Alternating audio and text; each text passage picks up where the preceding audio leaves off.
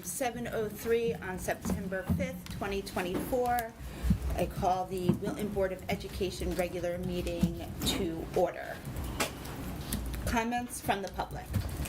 The board has set aside time at the beginning and end of regular meetings for public comments for members of the public to share their views on matters involving the Wilton Public Schools and to help inform the board's decisions on such matters. 2 minutes will be allotted to each speaker and a maximum of 15 minutes to any one subject. For the record, please also give your name and address. The board considers the views of citizens in its deliberations and welcomes and appreciates public comment. The board listens to public comment thoughtfully and with interest. The board, however, generally does not respond to public comment during board meetings by offering commentary or answering questions. The board also invites commentators and the public to contact the board or the superintendent directly with any specific questions or comments. The board, through the chair and the superintendent, may respond to any questions and comments offered during public comment or shared directly, and in responding, may also direct members of the public to the appropriate staff member for a response. Are there any comments from the public? Hi. Do I have to stand up here? Whatever you preference here or at the table. Doesn't matter. Yeah. I just wanted to introduce myself. My name is Peggy Muir, and I am the new WEA president. I raised my kids in this town. I lived here for 20 some odd years, and I just thought it was time for the Wilton Education Association to be a part of, this. So somebody, myself or somebody else from the board, will be here when you guys have meetings, and I just wanted to introduce myself. I teach math at the high school. I could add that. Nice to meet everyone. Thank you.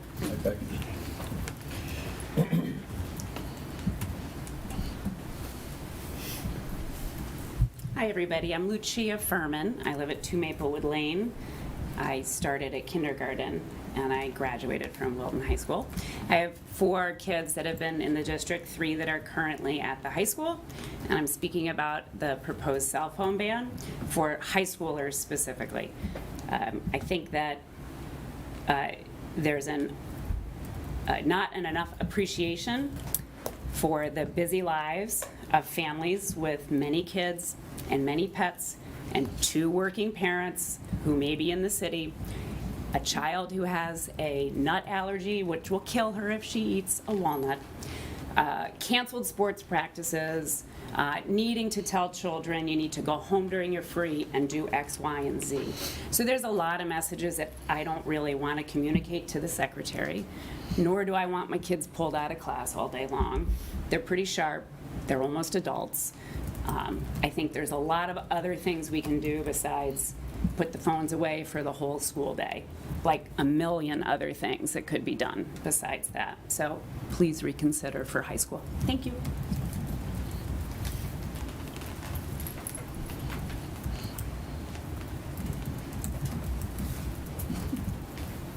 Hi, I'm Kim Purcell. I live at 259 Mountain Road. I have a son who graduated from Wilton High School, and I have another child who is a sophomore in high school. I'm also speaking about the cell phone proposed ban specifically at the high school level. I obviously do not think that the students should be using phones during class. But there are other reasons to still have, to not have a cell phone locked away. I have a question about the cost of the Yonder pouches. I've spent, I've been here since 2011 listening to the school budget and hearing that it was cut to the bone to the point that it is impacting student education. I understand the pouches cost $25 each. I'm doing some math. It sounds like it's $60,000 to $100,000. So I'm curious about where that's coming from. Particularly in a world where we have not been able to invest in security, increasing the security in the schools due to lack of funding. So I have some questions about that. And I also just wanted to share 3 ways my child used their phone at school today. One was to record something in choir class. Another was at the beginning of their advisory period. They knew they were auditioning for the a cappella this afternoon, and they wanted to listen to the music during their free period to be able to prepare for that audition. And they had a meeting with a teacher and two of their friends, and one of the friends had not shown up, wasn't aware of the meeting with the teacher, had missed the email. They were able to text the friend and have that person show up. And then the final thing was during their free period, they texted their friends, found out they were in the library, met them in the library, and did their homework during that time period. And I know the homework is done because normally they are working late into the evening, and now the work is done, and they did do it sitting next to their friends in the library during a free period. Thank you.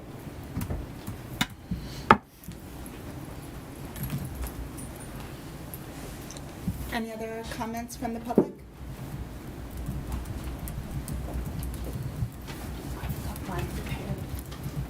My name is Kimberly Pagan. I live at 56 Fawn Ridge Lane.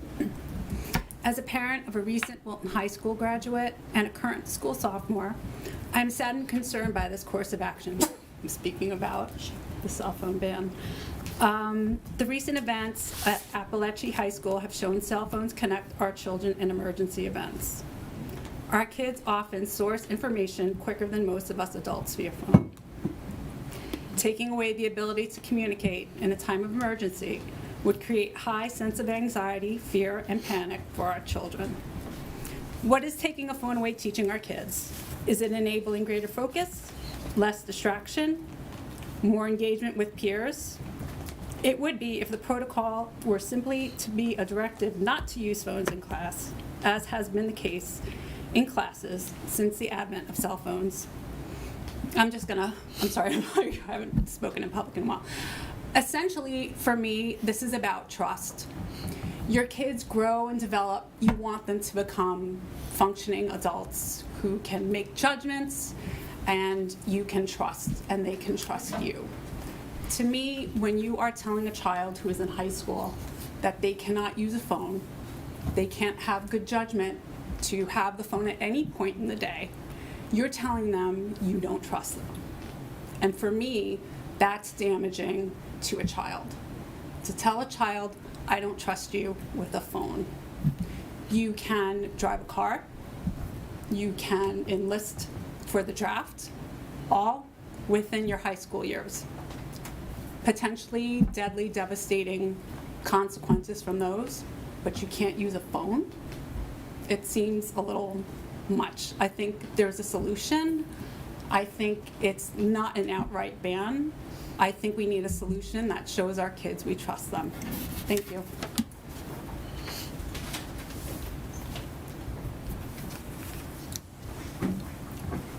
Any other comments from the public? Hearing none, we'll move on to the next part of the agenda. Consent agenda. Has everyone had a chance to review the consent agenda? Is there a motion to approve the consent agenda? So moved. Thank you, Pam. Is there a second? Second. Thank you, Pat. All in favor? Aye. Carries unanimously. Superintendent's report. Great. Well, welcome back. This is our first board meeting, our formal board meeting of the year. And as you can see, we've got a very busy agenda. We've got a few busy agendas if you look at the next several weeks. So at this point, you're going to hear a lot from me tonight, so I wanted to just keep my comments brief. We've been in school for just under 2 full weeks, and accepting a few bumps with transportation, including one tonight, it sounds like, at Miller-Driscoll. Food services and technology, and the Cider Mill AC, which is, blissfully working again. It's been other than those things, it's been pretty positive. And so just around the schools, I know some of you have had a chance to go and check in with teachers and kids in classrooms, and so you can see, there's always a lot of positivity. So, we do love having our students and teachers back in school, and we're proceeding full steam ahead.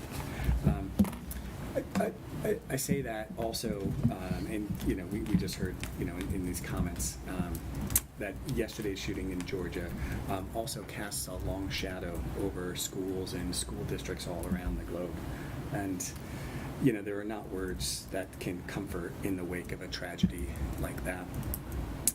The idea of offering thoughts and prayers at yet another school shooting just sounds kind of hollow. And yet, I'll speak only for myself. I find myself keeping those families, that community, very close to my heart. And so tonight we'll be talking about cell phones and a cell phone policy that you know, we're all aware of, and that tragedy is not lost on me, and the concern about safety and well-being that we all care about is not lost on me. And so while there is much to celebrate, and you'll see that through a number of the agenda items, we also know that, you know, there are people in this country who are dealing with unfathomable tragedy tonight. One of our responses when a tragedy like that occurs is we go back and we review all of our safety protocols. And we did that. Yesterday, our EOPS team met again, and we're very fortunate in this town. We've had long-standing relationships and partnerships with our Wilton Police Department, with our other emergency responders. We have a former law enforcement official who participates on this committee. And so we use those opportunities to review all of our safety practices and protocols. And I want to just reiterate that as a school district, we have very strong practices and procedures and policies in place. They are routinely scrutinized and vetted by experts. We practice tabletop exercises, and when events occur, the team always meets to do an after-action report and to try to figure out how can we get better. And so it's a dynamic process that involves a lot of expertise, and I hope people can take some comfort in knowing that that's an area that we spend a lot of time thinking about and planning around and trying to improve always. When we talk about safety being primary, you know, that's the truth. We really think quite a bit about it. And so I just want to offer that to the board. In terms of just a few other, let me come back to that because that's I've got that under. We've got operating update. Might not be on. My mic's not on? Okay, I'll use my teacher voice, sorry. That happens to me. If you've not attended these meetings, I tend to slowly turn the volume down. So you just, which one of you guys is going to just poke me to, thank you. Okay, thanks for the reminder. All right, so I'm good with that report. I'd like to just thank and echo Kevin's comments about the events in Georgia, and know that as a mom of 3, I always hug and kiss my kids goodnight, and last night was a little bit tighter. And I do know and appreciate the security protocols and practices that take place regularly and routinely by the district, and those do provide comfort to me, and I hope that they provide comfort to our families in the community as well. I do also want to just talk just for a minute about, in general, how I do, though, really love this time of year. I love this time of year when we all come back to school. And, you know, the energy and excitement and the promise of a new school year has just been on full display. Starting for me on August 19th, I had the privilege of welcoming new teachers to the district. It was a remarkable group of dedicated professionals that proves that Wilton continues to attract and the best and brightest. On the 21st, the school year officially kicked off with convocation, and it was a fitting celebration of our educators and the practice of teaching. And it was a truly extraordinary day where all the staff gathered in the field house, over 700 people. and participated in a hands-on training on CPR and responses to anaphylaxis and proper tourniquet techniques. And certification to those practices were provided as well. And then that Monday, the kids arrived, and I spent time at all 4 schools. And there's nothing like helping kindergartners get off the bus and holding their hand and walking them to their teacher, and then ending my kind of tour around, passing the high school parking lot where all the seniors have their cars decorated in excitement of their last year, and seeing everything that happens in between. And it just reminds me of what a special place Wilton is. And that we as a community, we value education and we value the pursuit of excellence. And that working together, we embrace the struggles and successes that support the development of our children and their ability to be critical thinkers and decision makers. And so I wanted to say welcome back. School's in session. And we have a full agenda tonight, and we look forward to continuing to work together to pursue excellence through education.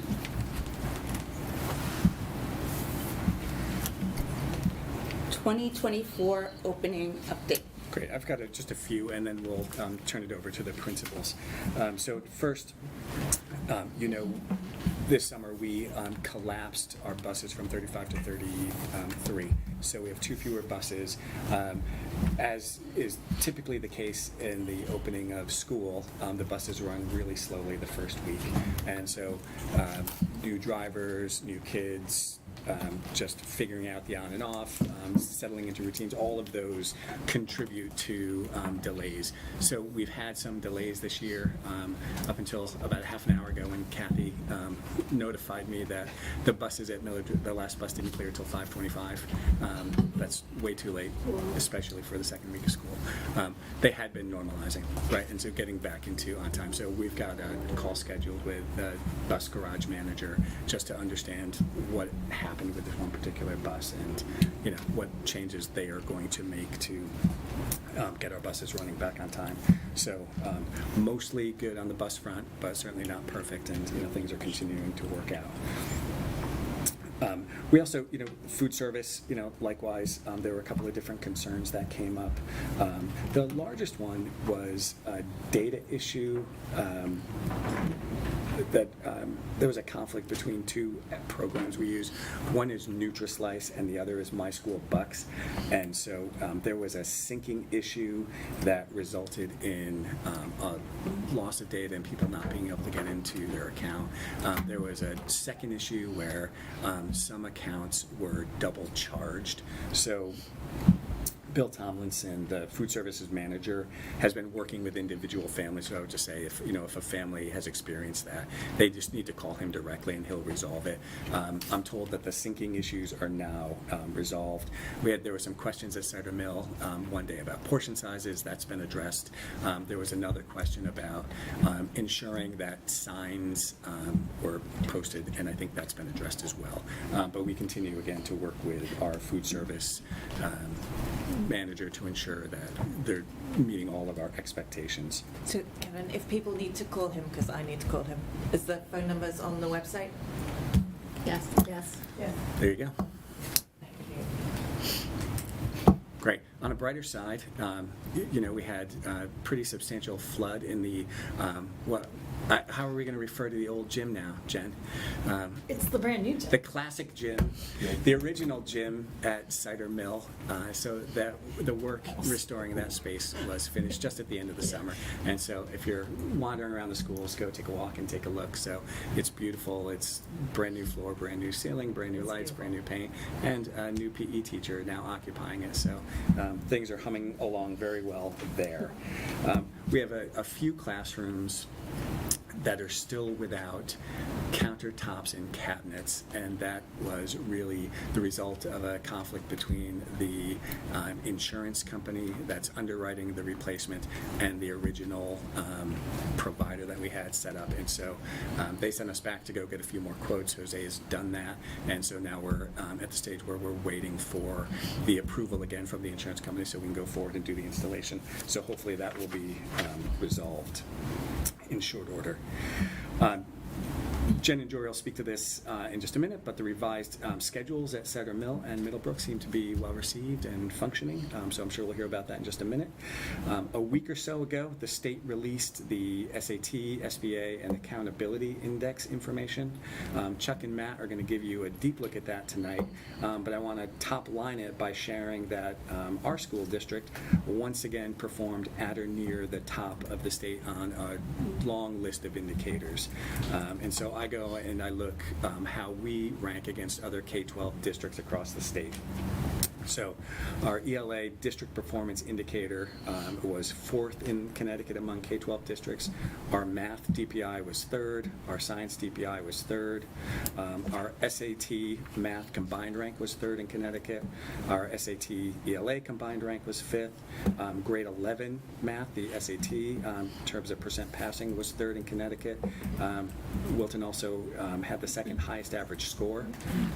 Grade 11 ELA, so that's the ERBW on the SAT. In terms of percent passing, was number 1 in Connecticut with the 2nd highest average score. Grade 11 science was also number 1 in Connecticut among K-12 districts. Grade 8 math was number 1 in Connecticut among K-12 districts. Grade 8 ELA was 2nd in Connecticut, and grade 8 science was 1st. So the list goes on, but you guys would have nothing left to talk about, so I'll leave it there. There's a lot to highlight. And then just last here, I want to take a minute and introduce Bill Antonitis, who is our new Director of Digital Learning. Bill comes to us from Simsbury, and I asked him to just present us with a couple of updates in the tech and digital learning world. Absolutely. It's great to meet everybody as I've been kind of onboarding, and now that I'm meeting some more members of the community, I'm also loving it. Thank you so much for having me tonight. I just wanted to say that I was just talking with Pam earlier about all the great work that's gone on prior to my arrival, and I'm just so impressed with everything that Wilton's doing with technology and in the LLCs. It's a great model, and I think you're miles ahead of a lot of other places. So I've had some of my staff apologizing to me because they thought unless it didn't go well, or they didn't mention this, or they're not ahead of that. I'm like, no, you're doing great. So I'm so impressed by everything that's going on here, and I can't wait to continue to get acclimated and to push the work forward together. So congratulations for all the great work you've done, and thanks for bringing me on. As far as some updates go, I spent the summer really kind of going on a listening tour that just started to wrap up this week as I met with the folks at Genesis and got to talk with everybody. And I'm using that to determine courses of action and find out some of the strengths and weaknesses and things like that. And making a plan from that in addition to initiatives that are already going on in the department and in the district. As I mentioned, we've done a lot, and I've kind of been catching up to some of that. One big project is ViewSonic boards have been installed at the high school and at the middle school. In fact, there's one right there as an example. It's on a cart, and we're going to be providing training for people at the end of September. We're planning that out now at both the high school and the middle school, and that should be getting kind of a trainer-trainers model so we can have some of our power users go and teach the rest of the staff population. So looking forward to getting that going. We were talking a lot about AI and VR throughout my hiring process, and it's something that I'm very familiar with and have worked a lot in consulting and also coaching teachers, and we're working on getting those pilots underway. Some of the AI work was ongoing prior to my arrival, and there's internal and external professional learning opportunities that we're pursuing. We're also working on getting a couple different apps piloted this year. I have teachers even started working over the summer, and have been working now that they have students to compare a couple different apps, specifically Magic School and School AI. So we're evaluating which might be a good one to go forward in addition to some other tools as well. I know also AI policy statements have been drafted, and we also put together a student-facing AI set of guidelines that the library learning centers are already, or commons are already starting to roll out. So students are starting to learn more about what our expectations are for AI use in the classroom. Just a couple more things. I don't want to take too much time, but we're also researching classroom management software solutions, so I can share more about that another time. But I've talked about with leadership, and we have a few different options we're pursuing there, so teachers will have more control over managed devices like Chromebooks and things like that, but also opportunities to communicate with students in other ways too. There's a lot of really great pedagogical ways to use it as well. And then the last thing is we're working as a team to audit some of the communication plans and apps that we have going on in terms of the website, Parent Square, social media, things like that. So I've been talking with as many people as I can about that, getting a sense of what people's expectations are for communication and some of the best ways to go about that. So we'll have some more plans in the works for that as well. Thanks, Bill. Yeah, thank you, everyone. Great, we can roll into principals. We're going to roll into principals' reports. So we want to make our way down the road? Absolutely. Okay, so let's start with Kathy. Alrighty, well, we're so excited to be back for the 24-25 school year with our approximately 850, little tiny children. Change is everywhere this year at Miller-Driscoll, and so we are dedicated to supporting teachers and staff as they navigate these changes. The good news is some things haven't changed, so kids always come first at Miller-Driscoll, and we are still dedicated to play-based learning. So those things hold true. Another thing that hasn't changed is our commitment to community wellness and belonging, and so that's kind of the overarching umbrella for our work that we're doing at Miller-Driscoll this year as a complete faculty. And one of the first things we did on the first days back was had teachers divide into 3 different groups. One group worked on classroom community, one worked on family engagement and involvement, one worked on our collective efficacy as a faculty, and they developed collaborative commitments for the first couple months of school. These groups will come back again probably mid-October, and month by month we'll build these collaborative commitments so we can have some consistency across classrooms and across different stakeholders. So we're really excited about that. Some of the changes, and I emphasize some, this is only some, right, Chuck? There's so many. Second grade is piloting a new ELA program, and we say that like ELA, just ELA, but you have to remember that is a huge undertaking. So it's not just one thing, it's 4 or 5 areas. In addition, they're implementing everyday speech, which is our social emotional learning program that we use. And so that means we'll be in full implementation pre-K to 2 with everyday speech starting this year. First grade is going to utilize some strategies from building thinking classrooms in the area of math for the beginning of the year.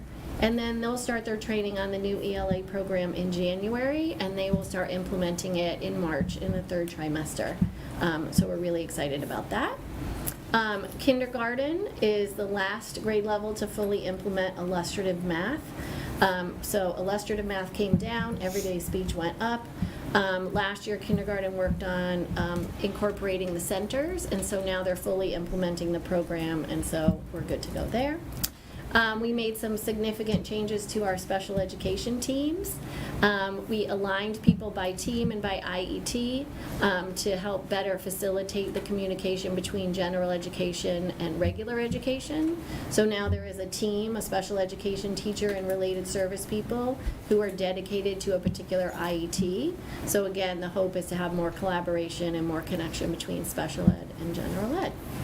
And as an admin team, based on all of this change, what we're really trying to do is give people as much time as possible to learn about these changes, to get the support they need through coaching, through our coordinators, through us as administrators, through central office people. And I just have to say, I couldn't be more proud of how they're handling all of this. They are doing an amazing job, and these are some monumental shifts. So I'm extremely proud of them. Jen. Great. All right, well, we're glad to be back as well. There's nothing like finally having the kids back after a very quiet summertime. It is just a very different place, buildings in the summertime and when we come back in the fall. well. So we're very, very happy to have the laughter and joy back in the hallways in our classrooms. As you know, we spend lots of time, first few weeks and throughout the year in our classrooms, so it's been a joy watching our teachers get to build their classroom communities. As you know, I think we spend the first couple of weeks and really we pause on implementing our science and social studies curriculum to give plenty of time to building these new classroom communities. We really prioritize that. Our saying, be here, be you, belong, continues to frame all of our work, both with staff, with students, and with our families. We hope, if you're listening to this, that if you have not yet completed the family engagement survey, that you do so. It's a fabulous way to connect with your child's classroom teacher, for us to learn about your family, what's important to all of you, and also to find ways to bring you into our classroom communities and have families be part of our classroom communities. We are going to do the Start with Hello program again, so all of you folks here will be invited to kick that off on September 16th. You'll be getting an invite from Kim Zemo to join us. We'll have also community members as well. I know last year we had a ton of volunteers from our police department, fire department. We had high schoolers at each of our different entryways, and it's just a fabulous way to talk about and spread how important just one word and how that simple little connection and how being kind can really make a difference in everybody's life. I'm super excited and grateful for our PTA. We have special swag bags that have been bought for our new students with our Cider Mill Busby mascot on it and a few little treats inside. And then on Thursday of that week, Start with Hello Week, I get to eat lunch with all of our new students. So that's something new that we're trying to build connections and find special ways of making sure that our new families and especially our new students have strong connections. So I'm looking forward to that. Kevin actually triggered an idea. This is my 12th year at Cider Mill. When I first got there, did a little bit of a listening tour like Bill just kind of described, and did a formal entry plan, which I learned from my other friend, Dr. Smith there. And so I'm doing a re-entry plan, kind of 12 years later, just to really reconnect with staff. It's voluntary, but really looking forward to formally sit down and go through a journey and just seeing where everybody is and how we can move forward, and looking forward to that process. If anybody's interested, we can share kind of a little protocol that we use, but I'm very much looking forward to that. As you know, we are implementing our schedule, and things have gone smoothly. With anything new, you know, we have little transitions that we're working out. There's multiple versions. We're already on a testing schedule with our MAP testing. So we're, you know, one schedule might say this, and we didn't quite make the change on the testing schedule. So the little things like that we're working through. But I feel like both staff and students are really appreciating the hour blocks and just kind of slowing down a little bit, which was the whole goal of the schedule. So we are very excited about that. We will wait to, we've been informally kind of polling students and staff, just and so have a pretty positive vibe about it. We're going to wait till at least the 18th to collect formal feedback, only because with all of these different schedules, we really haven't gotten into the groove. So I can come back to you guys with some more formal feedback after we get halfway through September. Lunch has been a huge success because, again, with the hour block, we now have 30 minutes for lunch and 30 minutes for recess outside. So that seems to be going well. The first few days, I think kids were all of a sudden done eating, and we're going to probably have to make sure that we have different strategies for keeping our students engaged and not getting in trouble, kind of a little more focused. So we've got work to do with that, but I think all in all, the schedule's going really well. Another positive, we have our world language shift with the schedule, and that has been going well. It's been just so invigorating watching this new team form. Bobby is our new French teacher, and they're going to be sending out a welcome or an introductory letter basically to all of their families in the next couple days. But it's just been such a pleasure watching this new team form, work together, implement the new curriculum, and I think staff and our students are really in for a treat this year. We will continue to focus on SEL. We're excited about our fifth special. We had an amazing amount of summer work completed in the area of SEL. Our fifth special, again, if you remember, was kind of taking science, the labs, and pushing it into a special. And then for the second half of it, we have now a health and well-being curriculum where we are able to include some DBT lessons and also add some true health lessons that we hadn't been able to do in the past. So we're really excited about all areas of our fifth special, and happy to come back with more information on that if you would like. We also have a lot of new curriculum. So our third grade's priority is working on the Imagine Learning ELA program, just like Miller-Driscoll is doing. Our fourth grade is working on new social studies curriculum. Fifth grade is the illustrative math, our final year for the math transition. And I think Jose is going to provide, you and Kevin already did, with some budget updates. So I think that's it. Any questions? Happy to answer, and circle back with anything if you're interested. Okay. All right. Well, good evening, everyone, and thanks for a chance to talk a little bit about Middlebrook and the opening, believe it or not, day 9, week 2 of school. So with that in mind, I want to take a quick second and just publicly thank Dean Curzay and Dean Koalis, Dean Whalen for their leadership. And it's not easy to open a building and make sure that everything is thought of and remembered and put in place, but to thank them and just our fabulous staff at the Brook for just a warm and welcoming opening for our kids. I also need to thank our custodial and maintenance crews because they work ridiculous hours and time and energy just to really do a terrific job to do what I like to call getting ready for company, and they do a really nice job of getting us ready for everybody to come in.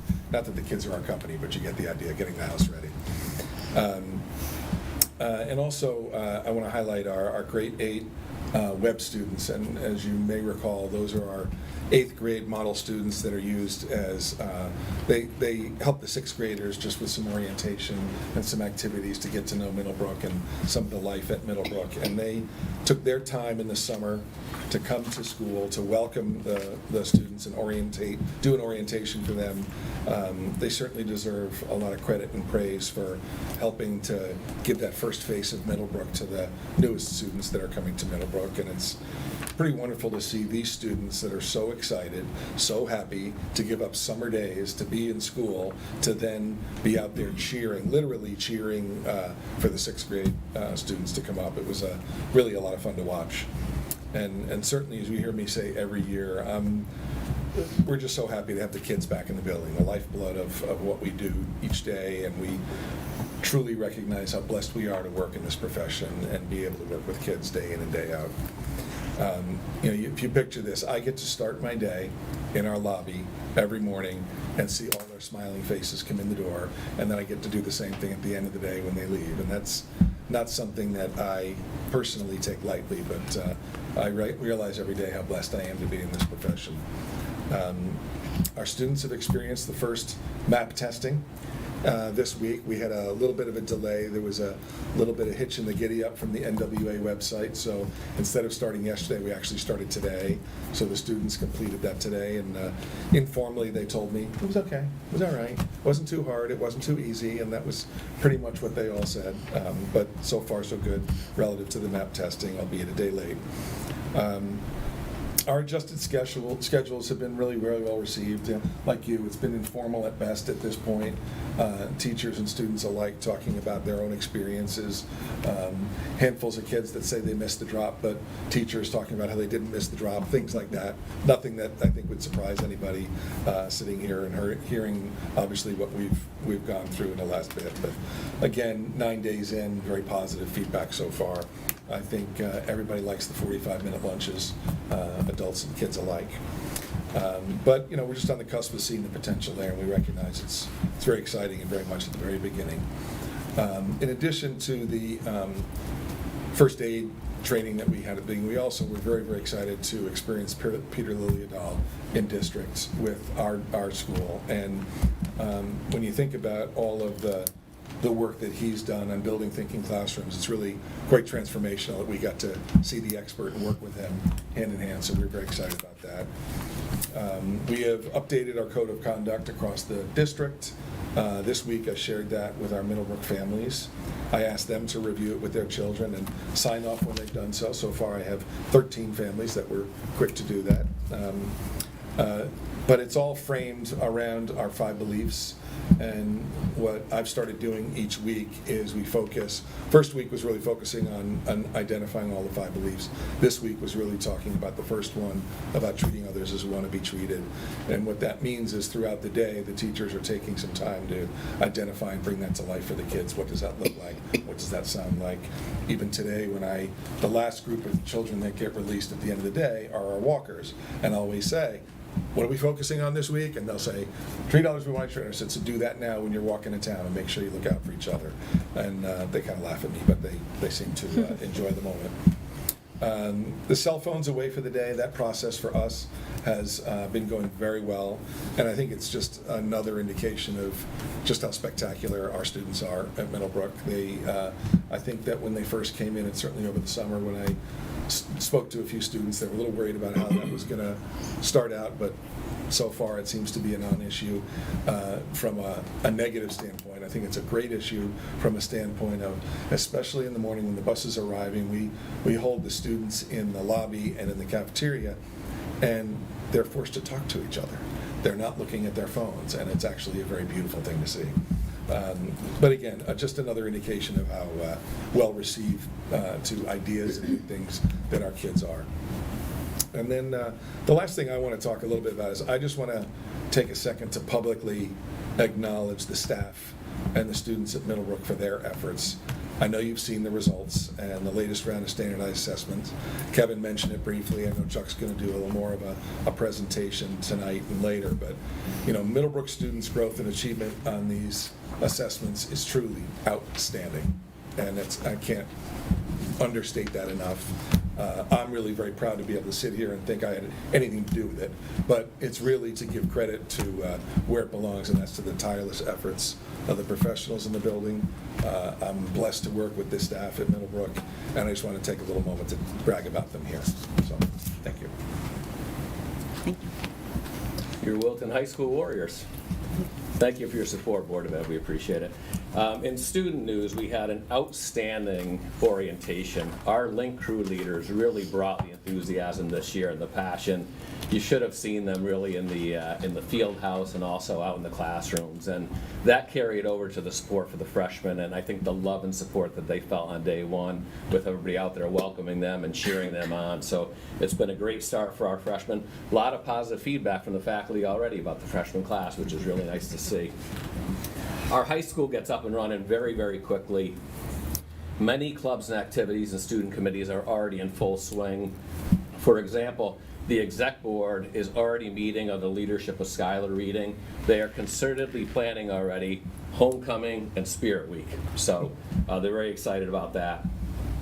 Athletics is literally in full swing. In spite of what we're overcoming out on the field, we're going to be okay. There are some initial victories already, and to see the students walking around high school with blue and white jerseys already, we're just so proud of them, and they're really having good things and being active, essentially shooting. Today, in a rite of passage, the class of 2025 received their senior privilege cards, which is a big deal for them. They're all waiting out there to get their cards so they can go out to lunch and really be treated as young adults. So they really appreciated that. On staff news, I just want to commend our staff for the smooth start of the school year. If you haven't met Mike Crisquelo yet, our plant manager, he just does great work getting the building ready and getting his team motivated. So the building was ready for a healthy, safe start, which was wonderful. Some of you participated in a new teacher induction. We've got a lot of new teachers who are really functioning well. Just want to let you know we're checking in on them regularly. They have the support of the ILs, the admin team. We have a Wilton High School graduate who has returned to teach business, and she's doing very well, for example. So it's always nice to see alumni or alumna want to come back and be part of the Wilton High School faculty. So that has been outstanding. Our leadership work and our Leadership Institute is very much aligned with district initiatives, so we're working on the vision of a learner and also instructional task design, making thinking visible, which our math teachers but also the entire faculty learned about. and I think that's going to pay dividends in the classroom in terms of student performance and students' experiences. And we're really working on just a comprehensive through line of that work through professional learning, and also what takes place in the classroom, so that's important. Some of you had the opportunity to actually attend our convocation this year because you were waiting for the math presentation. So we celebrated our new staff, we communicated about our priorities, which I just mentioned, and also recognition of our students and staff achievement. I will repeat it because it's just so impressive. SAT, EBRW, #1 again in the state of Connecticut. NGSS in science, #1 in the state of Connecticut. And #3 in math, so we're going to keep building upon that. That's the second year in a row with those tremendous results. And then we had like a motivational video that we did with our link leaders, just talking about how much they appreciated our teachers, how much the teachers motivate them, and then some words of thanks and encouragement for the Wilton High School teachers. That's how we ended the convocation. So I think that positivity will carry over into the school year, and I hope at some point maybe you get to see that video. It's a little bit that we produced for them. And we would never be able to do any of this without the support of our PTSA. Sue Robbins is just a creative, wonderful leader, always thinking of innovative ways to support our programs. So a couple of the highlights so far. The welcome back breakfast for the staff, which they really, really appreciate, and the PTSA does such wonderful things for us. And they also hosted a parent panel for our freshman parents, just to get them oriented to, all the great things that go on in the high school, but also what to learn and what to know so that your freshmen hit the ground running. So we're so excited to have the kids back. There's certainly a lot of energy among the faculty. We're very excited about a really positive school year, and it's Friday already tomorrow, but we can't wait till Monday. It's going to be a great school year, and again, for Board of Ed, thank you for your support. We appreciate it. Your Wilton High School Warriors. So building off of that, we've heard snippets already, but I don't think I have Maria. I'm sorry. First we go to Maria for 2024-25 staffing. Great, and I just have a brief update. Good evening. Thank you for having me in this brief update. And Bob provided a perfect segue when he was praising the caliber of our new staff. It was a very busy 2024 spring and summer hiring season, and more busy than usual in terms of working later in the season than we typically do. But I'm very happy to say that we started the school year fully staffed with our certified staffing, 43 new positions. We do currently have one open position for certified staffing, but it doesn't begin until October because it reflects a long-term leave that will run October through the end of the school year. Of the 43 positions that we filled, 28 reflect staff that are new to the district, and the remaining are really staff that shifted or assumed new roles or additional FTE. And the 28 new staff members really reflect the best of the best. We have a very rigorous 3-phase hiring process where there's an initial interview, a second interview with a demonstration lesson or some sort of performance task, and then a central office interview. And Bill can attest to that because he survived that himself and lived to tell about it. But I say that jokingly. However, I will also say that new staff who come in really praise our application process and say that they were attracted to Wilton because the depth of the questions that we ask really reflect what our priorities are and commitments are, and it really appeals to them. And then also they get to know us very well through the hiring process and really appreciate the care that we take to make sure that it's the right fit. So the 28 new staff members that join us reflect the top 7% of the applicant pool. There were over 450 applicants for those positions. They are summa cum laude and magna cum laude graduates from institutions like UPenn, UConn, Vassar. They've lived internationally, places like Singapore, Australia, France, and Spain. And here they are, second weekend, well into it. We're very proud and excited to have them here. Thank you. And Chuck with Okay. and achievement. So, I have over 59 slides for you. Okay, now, aren't you excited? Glad I brought coffee. But no worries, I'm going to, a brisk pace here.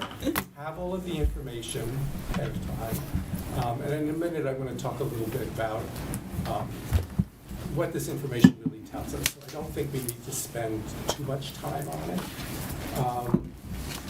I do think it might be helpful to hear the entire presentation before we get into an in-depth discussion, because some of your questions may be answered in later slides, but certainly if you have a clarifying question, feel free to ask.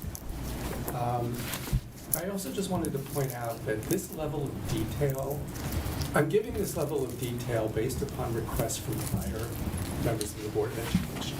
So if you guys have different needs or thoughts about the information you want, please let me know and I can adjust the future presentations. I did want to start just a little bit to provide a context for the data that we're going to be talking about today. What you see up here is a chart that kind of outlines what a comprehensive assessment system looks like.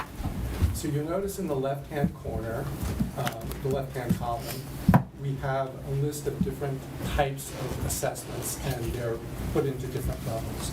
So the upper left-hand corner are the state accountability assessments, the Smarter Balance and the Connecticut SAT, Connecticut School Day SAT. Underneath that are the interim benchmark assessments, which was our NWA MAP and the PSAT, and then classroom-based formative assessments. I've listed some of those there, but there's an extensive list of classroom-based formative assessments. In the next column are the questions that those assessments answer. So for the statewide accountability assessments, the question we're asking is, are enough of our students meeting standards? For the interim benchmark assessments, which students are meeting which standards? And then for the classroom-based formative assessments, it's what is next in the learning for each individual student. And then that last column are the target audience for those questions. So the statewide accountability assessments are really geared towards state and district leaders and boards of education. The interim benchmark assessments are for principals, curriculum leaders, and teachers, and classroom-based assessments are really for teachers. Okay? Now, the reason I'm talking about this is because the results I'm discussing today are not designed to provide anyone with the granular information they need to make specific program or instructional decisions. We looked at other data for those decisions. These results will help us, district leaders, to decide if the district is meeting its goals and whether resources are being used as effectively as they can be, or whether we have enough resources. Does that make sense? So I think that's why I can go through this rather quickly. I think you'll be able to tell right from the get-go whether or not enough of our students are meeting benchmark. Okay? All right, so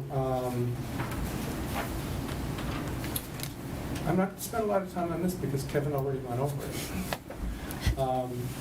Some highlights. Top in Connecticut in ELA and third in math on the Connecticut SAT. First in 11th grade and second in 8th grade on the NGSS. Next one. Particularly good results in grades 6 and 8.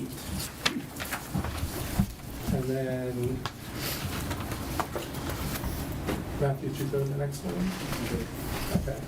Overall academic growth in math is especially impressive. You can skip over the next one. Go on. So today what I'm going to do is I'm going to go over the Smarter Balanced Assessment, the NGSS, Next Generation Science Standards, the SAT, Advanced Placement, and then College Entrance and Persistence. Okay, so we're going to start with ELA. So just as a reminder, these are the levels that the scores are sorted into from the SBA. In order to meet benchmark, you have to get a 3 or better. So the percentages you see in the following charts are the percentages of students who scored a 3 or better. Okay. We'll start with ELA. So this is the current and historical data for grades 3 through 8. It's helpful to look at this data in 2 ways, cross-cohort and within cohort. It might be a little easier if I kind of stood up and showed you how to do that and explain why it's important. So cross cohort, so this is third grade. This was one group of students last year, a different group of students this year. So that's called cross cohort. But you can also look within cohort. So this third grade last year is now fourth grade. Following me? So you can look at it two ways. There are strengths and concerns in both ways of looking at it. So, for instance, this one. Keep in mind, these are different groups of kids, right? So, and here, it's a different curriculum. And kids are different, the curriculum is different. So I just want to caution you about making generalizations. Like, you would think there's a decrease here, but you don't know where that group started, right? Make sense? You also have to keep in mind that, unfortunately, the curriculum across grade levels is not linear or equally difficult. Certain grade levels are more difficult than others. Make sense? Any questions about that? It's helpful to look at it both ways and to look at trends over time because of those considerations that I just brought up. Make sense? Yep. Chuck, are you able to just like briefly say which of the grades that tend to be more curriculum difficult than others? Yeah, although, again, it might depend upon a particular student, right? Yes, but in general. Sure. I mean, first grade is always hard, right? In this particular district, the transition years are hard, I think because expectations change. From a purely curriculum standpoint, I would say fourth grade, sixth grade in math, seventh grade in general, and 11th grade. Would anybody add to that? Make sense? Yeah. I would agree. Okay. The other thing I would point out before you do that, Matthew, you'll notice that we are getting closer and closer to meeting our district goal of 85%. And if you look historically, we weren't close before. So it's an important celebration. Sometimes improvement can seem incremental, but we do get there. Okay, so this is just the same data broken down into specific achievement levels. Generally speaking, we want to see a shift to the right. We want more kids in 3 and 4, not more kids in 1 and 2. I personally don't find this data to be all that helpful. I think you have to have a really in-depth understanding of each cohort of kids and the demands of the curriculum at each grade level to make any meaning of it. And so far, I haven't been able to see any stable trends other than a general shift over time to the right. So the data is here for you to delve into if you wish. I wasn't planning on going through each slide, but if you have any questions, you can certainly let me know. We're just going to flip to the DERG comparison. So this is how we did in ELA grades 3 through 8 compared to the DERG A districts. Generally speaking, we're in the middle to lower end in elementary. Grade 6 is number 1 in the DERG, grade 8 is number 2, and grade 7 is number 4.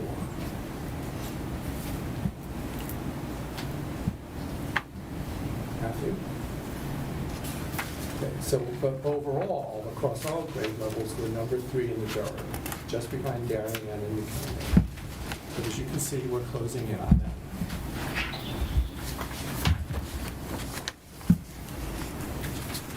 Okay, so this is going to require some explanation.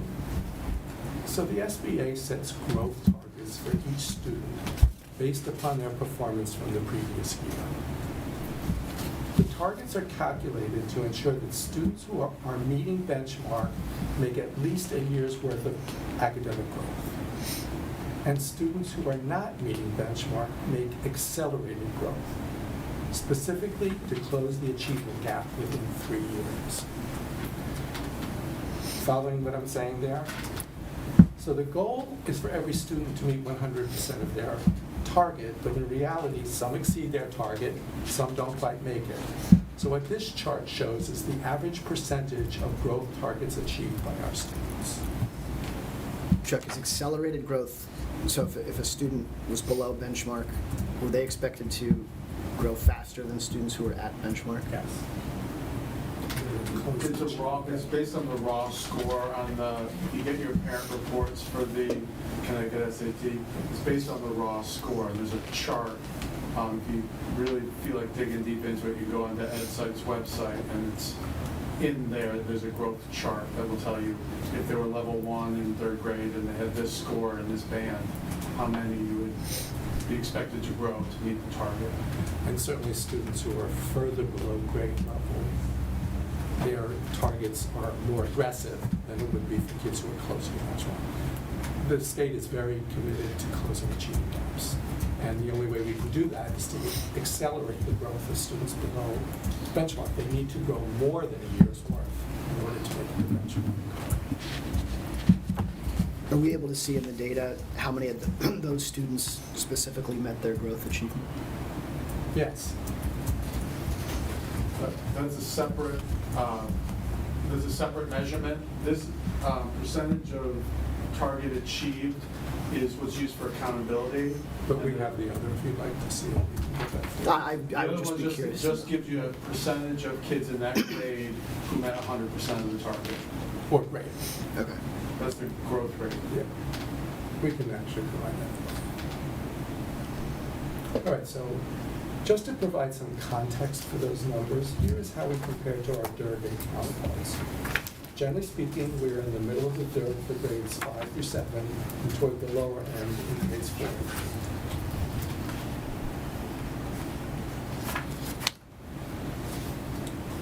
But overall, across all grade levels, we rank 3rd in the Durgan growth, again behind Darien and McCain. This is going to be a theme. Yeah. Okay, next one. All right, so this chart shows the performance of our students who receive special education services in 23 and 24, which provides, again, that cross-cohort and within-cohort comparison. The data indicates to me that we're getting more students to benchmark over time, but there are still some areas of growth for us. And I would call your attention, Matthew, back. You see in many of those grade levels, those cohorts, we're seeing increasing numbers of students getting to benchmark. Next, this is the same data, but with the actual numbers of students. You'll notice that these numbers are not large, which means small changes, even 1 or 2 students, can cause large changes in percentages. It's also important to note that students are entered and exited into special ed over the course of the year, so the numbers are not necessarily what we would call clean, and it makes it difficult to draw firm conclusions about overall progress. Next one. This is a comparison of students with and without disabilities. There is still quite an achievement gap, but I have to say that over the years it has narrowed significantly. Just a few years ago, it was much bigger, so we are making good progress. Right, math. This is the current and historical data for math in grades 3 through 8. Again, it's helpful to look at this data in 2 ways, both across cohort and within cohort. You'll notice that there is good growth, especially from 3rd to 4th and 5th to 6th. And again, we are getting closer, particularly at the middle school level, to our goal of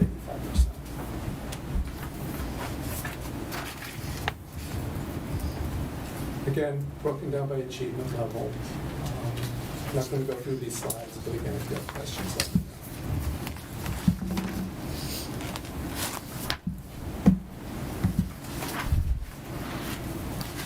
So the DIRT comparison, we're at the lower range in elementary, at the very top in 7th and 8th grade, and 2nd and 6th grade. And then overall, we are 3rd and 3rd behind Darien and New Canaan.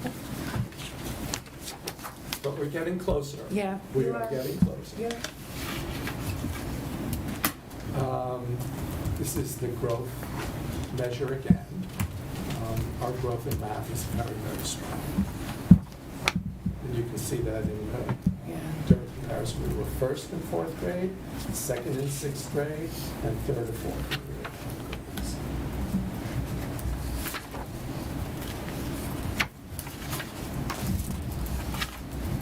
For the second year in a row. We are first in the dirt in growth for all students in grades 3 to 8, so there's the exception.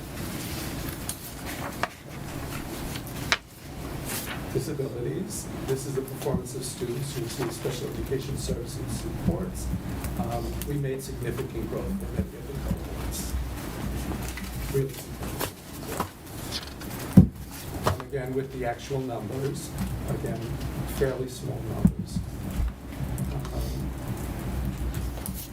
And then again, you'll notice there is an achievement gap, but again, historically, that gap was much bigger.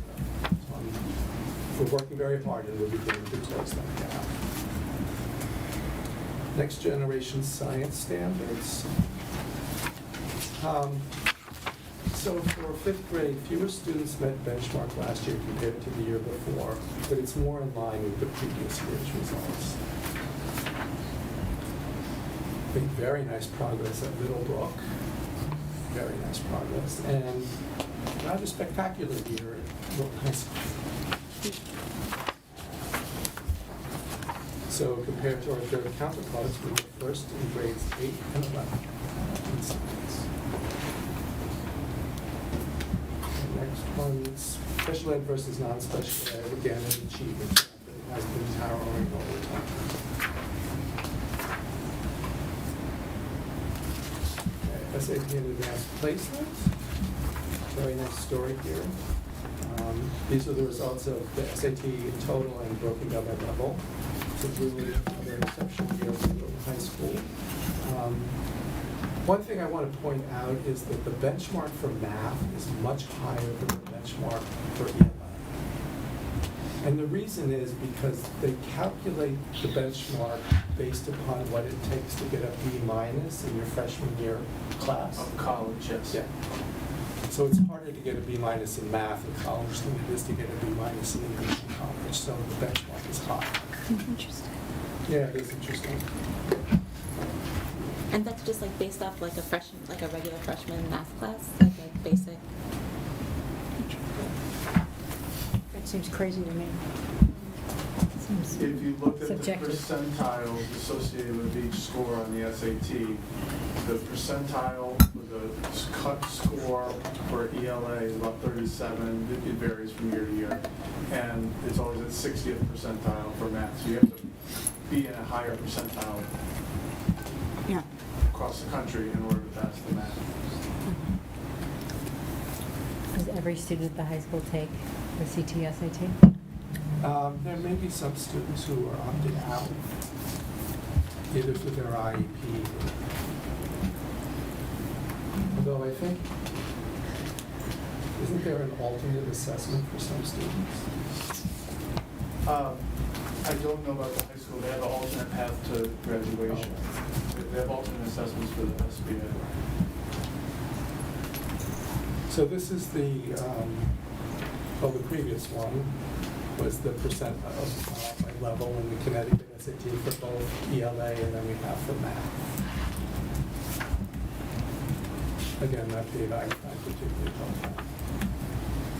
In terms of DIRT comparison, number 1 in ELA and number 3 in math. We got this more DIRT. Next one now. Okay. It's very small. The difference between 1 and 3 is very small. Yes. Yeah. In some time, I don't remember which one, we were less than a point difference. Okay, so this is the SAT by level, non-SPED versus SPED. Again, we still have some areas we need to improve in, but most notably with our students who receive special education support systems. Next one. Okay, advanced placement. So this chart includes the number of subjects tested and how our students scored across levels. Level 3 and above is what is needed to get credit in college, and we are above 90%, which you'll see on the next slide. So this is the percentages of students passing AP exams and the percentages of students who actually participated in taking the exam. This is among our best years ever in all measures. That was a smart class. And usually this is mostly consisting of juniors and seniors, correct? I mean, there's maybe one or just like random sophomore. Right. Okay. Yes. There's a couple classes where we have about 20 or 30 sophomores that Okay. participate.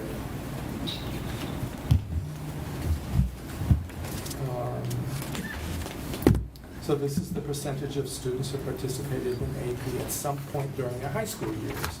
Last year, it was about 2/3 of the senior class, so that's a big one. Then you'll notice this is an all-time high for us in terms of success on the AP exams. And we have returned to pre-pandemic levels in terms of AP scholars, who are students who achieve high scores on multiple AP exams. And then finally, well, not finally, this is the ACT average. There's actually been a downward trend over the years in the number of students who take the SAT. ACT. But last year was a bright spot for students who opted to take it. We had historically high scores. And now, finally, college persistence. These are the percentages of students who enter college and persist, meaning they return for their sophomore year. The data here, unfortunately, is never very current, but we are at or very near the top of both the state and the federal. So it's kind of like speed dating, I know, but do you guys have any questions? Is that college persistence, is that for 4-year college or 2-year and 4-year? I believe it says 4-year. I'll have to check. But it's 4-year. I have two general observations. One is, I'd like for maybe us to think about different ways to look at how we measure the narrowing of the achievement gap, given that the kids are in and out and not consistent over time. So is there a way, besides those numbers, that we can like kind of get into, are we getting those kids what they need over time? Okay. And I don't know if there's an answer to that, and I'm not, I just think like the purpose of this is for us to be able to say, we're putting resources in the right place, we're moving kids in the direction that we want them to go, and the fact that is that way of looking at the achievement gap the best way for us to frame those questions? Because they're in and out of the system. Right, because they're in and out, and it is a smaller population, so you can't identify or get granular, but just to really think about, is there or something that complements it or offsets it. Yeah, I can give that some thoughts. And we could look at matched cohorts, right? Yeah. Which means we would plot the data only for the students who were there for the whole year. Consistently, Yeah, and just as one indicator of, overall kind of how the programs are running. And I then, also think maybe we should look at it historically. Maybe Matthew and I can put that together, because not too long ago, the achievement gap was much, much bigger than it is right now. And over time, it's getting narrower. right. So that indicates to me that the work we're doing is working. Yep. But always areas in which we could refine it. Yeah, because I still think it's still something that as a district we put as like a goal in front of us. And it's too wide. It is, yes, and Need to continue to yeah, prioritize yeah. accelerating growth for Right, these so learners. how do, are there different kind of ways to frame it or look at it that might help those inflection points or decision points? Yeah, we could certainly look at the percentage of growth target achieved for those match cohorts to see how they're growing year to year. Yeah, can we stay on that for one? Sure. I was trying to just do some quick analysis on this. Like, it'd be interesting. I was looking at it. ELA and math, the biggest cohorts that made the biggest jump year over year are inverted. So the ones who had a big increase in math had a decrease in ELA and vice versa, at least my cursory look. It'd be interesting to understand Was it because we wanted to over-index on what didn't go well last year or what was below last year, and so there was more effort put on math if they exceeded in ELA or vice versa?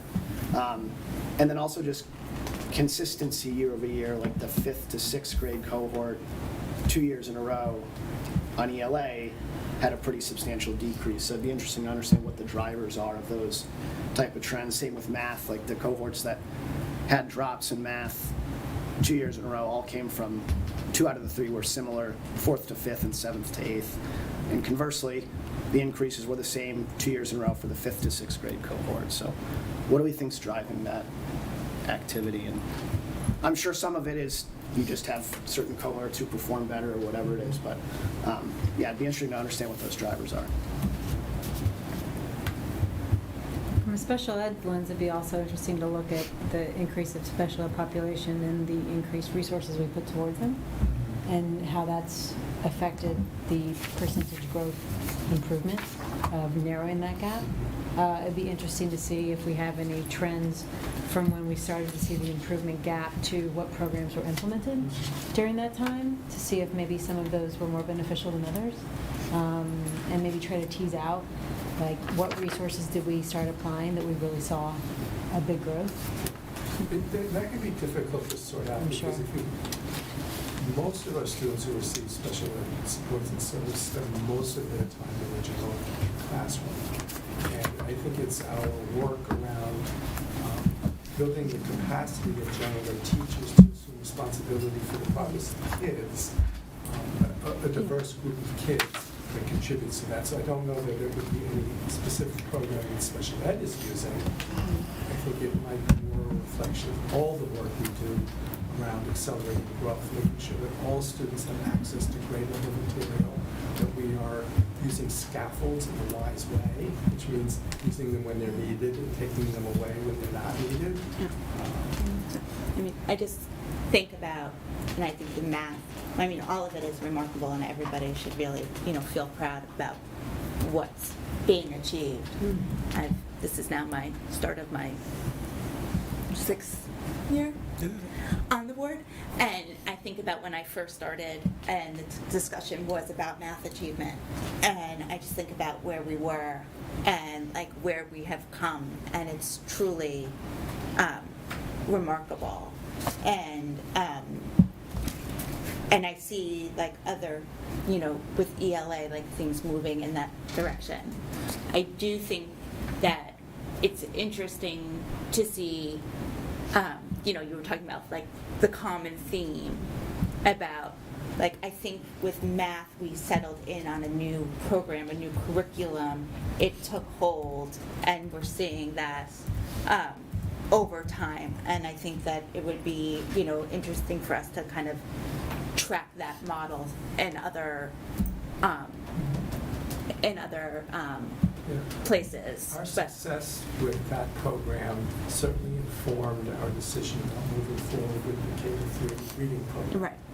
Yeah. And it'll be interesting to see if it takes hold the way the math program.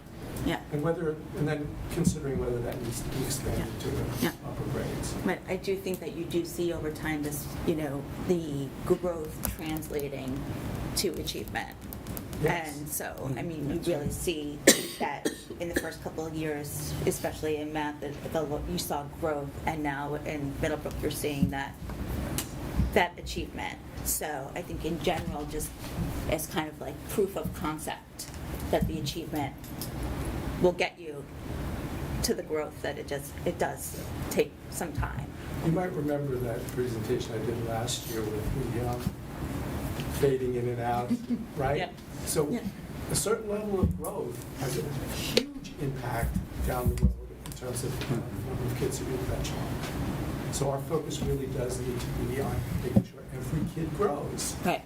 And then kind of looking at those kids that are just at that benchmark. I mean, they're, just, yeah.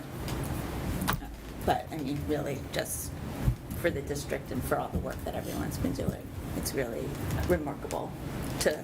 I keep looking at Peg, who's been a math teacher in the district for, I don't know how long, a while. 19 years. Yeah.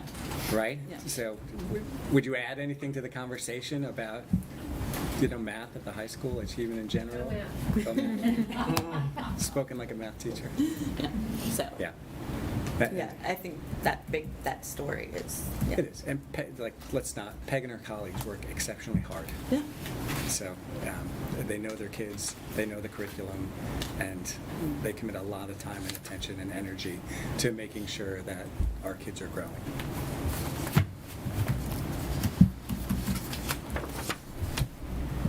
Thank you. Anybody else have any?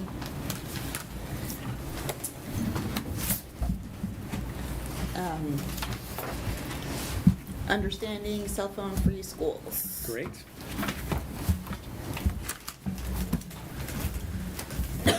So I put some information together in a slide deck, not to overwhelm you with more slides and more information, but I thought it would be, there's a lot of information. I thought it would just be helpful to facilitate a conversation. And so I'm going to just rely on the information in the deck to guide my comments, and feel free to just, this is really intended to be a conversation, so as questions emerge, feel free to raise them. So, just some background, and I think it's actually a really appropriate segue to talk about this shift coming on the heels of Chuck's achievement and growth report, because let's set the context about a school and a school system. What is our primary purpose? What are we aiming to do?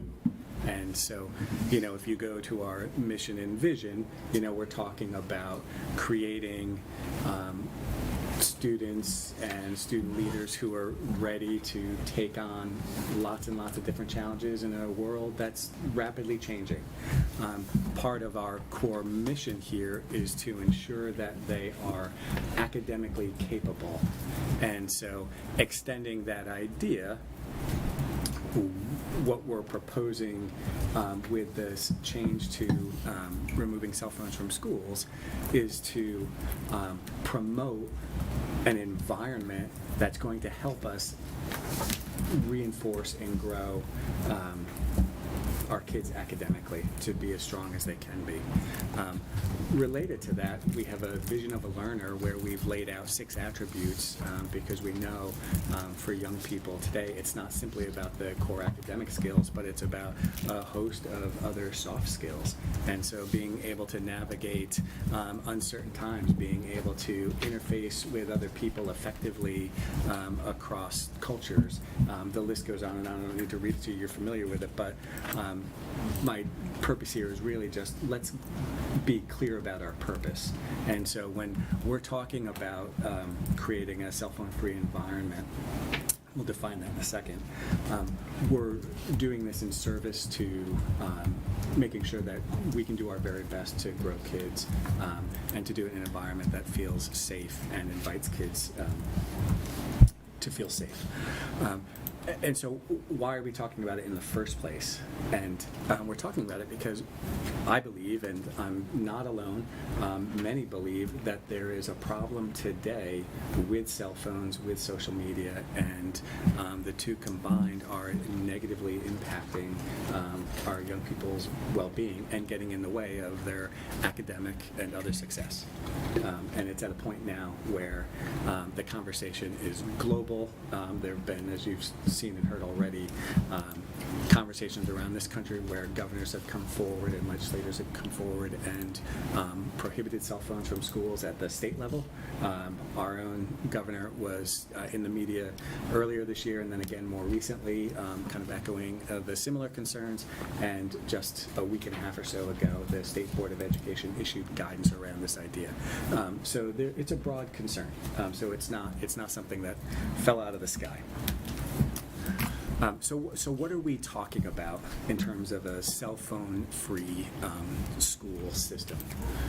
First of all, the definition and quite a bit of the information that I've leaned pretty heavily on as I've been doing my own homework comes from an organization called the Cell Phone Free Schools Movement. And so this is a group run by 3 women. I think they're out in the Midwest. They're supported by a team of experts, and this is their primary concern. So they have been publishing, reaching out to districts and promoting this concept. Most recently, their work was amplified by Jonathan Haidt, who is an author who has gotten a lot of attention in the last 6 months after the publication of his book, The Anxious Generation, which some of you around the table may have read. Again, continuing in a growing list of authors who are writing about substantial concerns about the well-being of youth today. And so his was the most recent. So when we talk about a cell phone-free environment, I'm using the definition that came from this organization, the Phone Free Schools Movement. So that's where it came from. And so what they define are cell phones as both phones that connect to the internet and non-internet connected phones that send and receive text messages and make phone calls, other personal electronic devices such as tablets and video games, and they include earpods, earbuds, Bluetooth connected headphones, smartwatches, and fitness trackers. And Patrick sent me a question about fitness trackers, which I'll try to answer.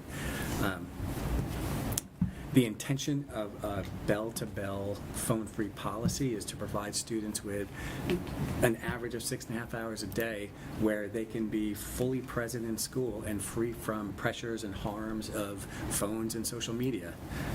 The policy can contribute to promoting connection, limiting distractibility, and more strongly support a critical period in kids' development. And so I say that, and I also want to be crystal clear.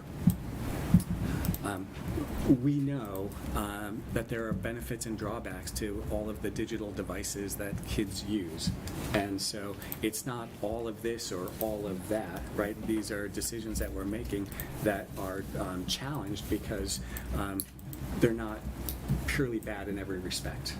So, I get the concerns and the challenges that have been raised so far. Go ahead, Lisa, do you want to just flip the page? So what are we trying to achieve here? So as I think about it, there are 4 goals, and I think the other just point of clarification that I would make that's different from some others. I'm talking about the entire school environment, not just what happens in classrooms. And we talk about that because kids here in the school, when they're outside of class, they've got, in this high school, opportunities for free periods. They have lunch, they have time, just before a bell, just after a bell. And in those times, there's lots of opportunity for social interaction. And as you'll, see from some of the information we gather from our staff, there is a consensus belief that presence of devices can get in the way of kids effectively developing good, strong social skills. And so we want to create an opportunity. So that's why we're talking about the whole environment and not just in classrooms. Make sense? So 4 goals. The first is to enhance academic focus, and this, I wrote in the letter that I shared with everybody. We know that our lived experiences coupled with the emerging literature has revealed just how much of a significant source of distraction cell phones can be in school. Our goal here is by removing this distraction to reclaim a school environment that's more conducive to focused learning and critical thinking. In the absence of cell phones, it's our belief that students will be better able to engage with their teachers and peers, resulting in deeper understanding and retention of the material. So I'm not suggesting that this doesn't happen and this is going to be a panacea, but this is an accelerant. We can improve the quality of the environment. The second goal is to promote connection through face-to-face interaction.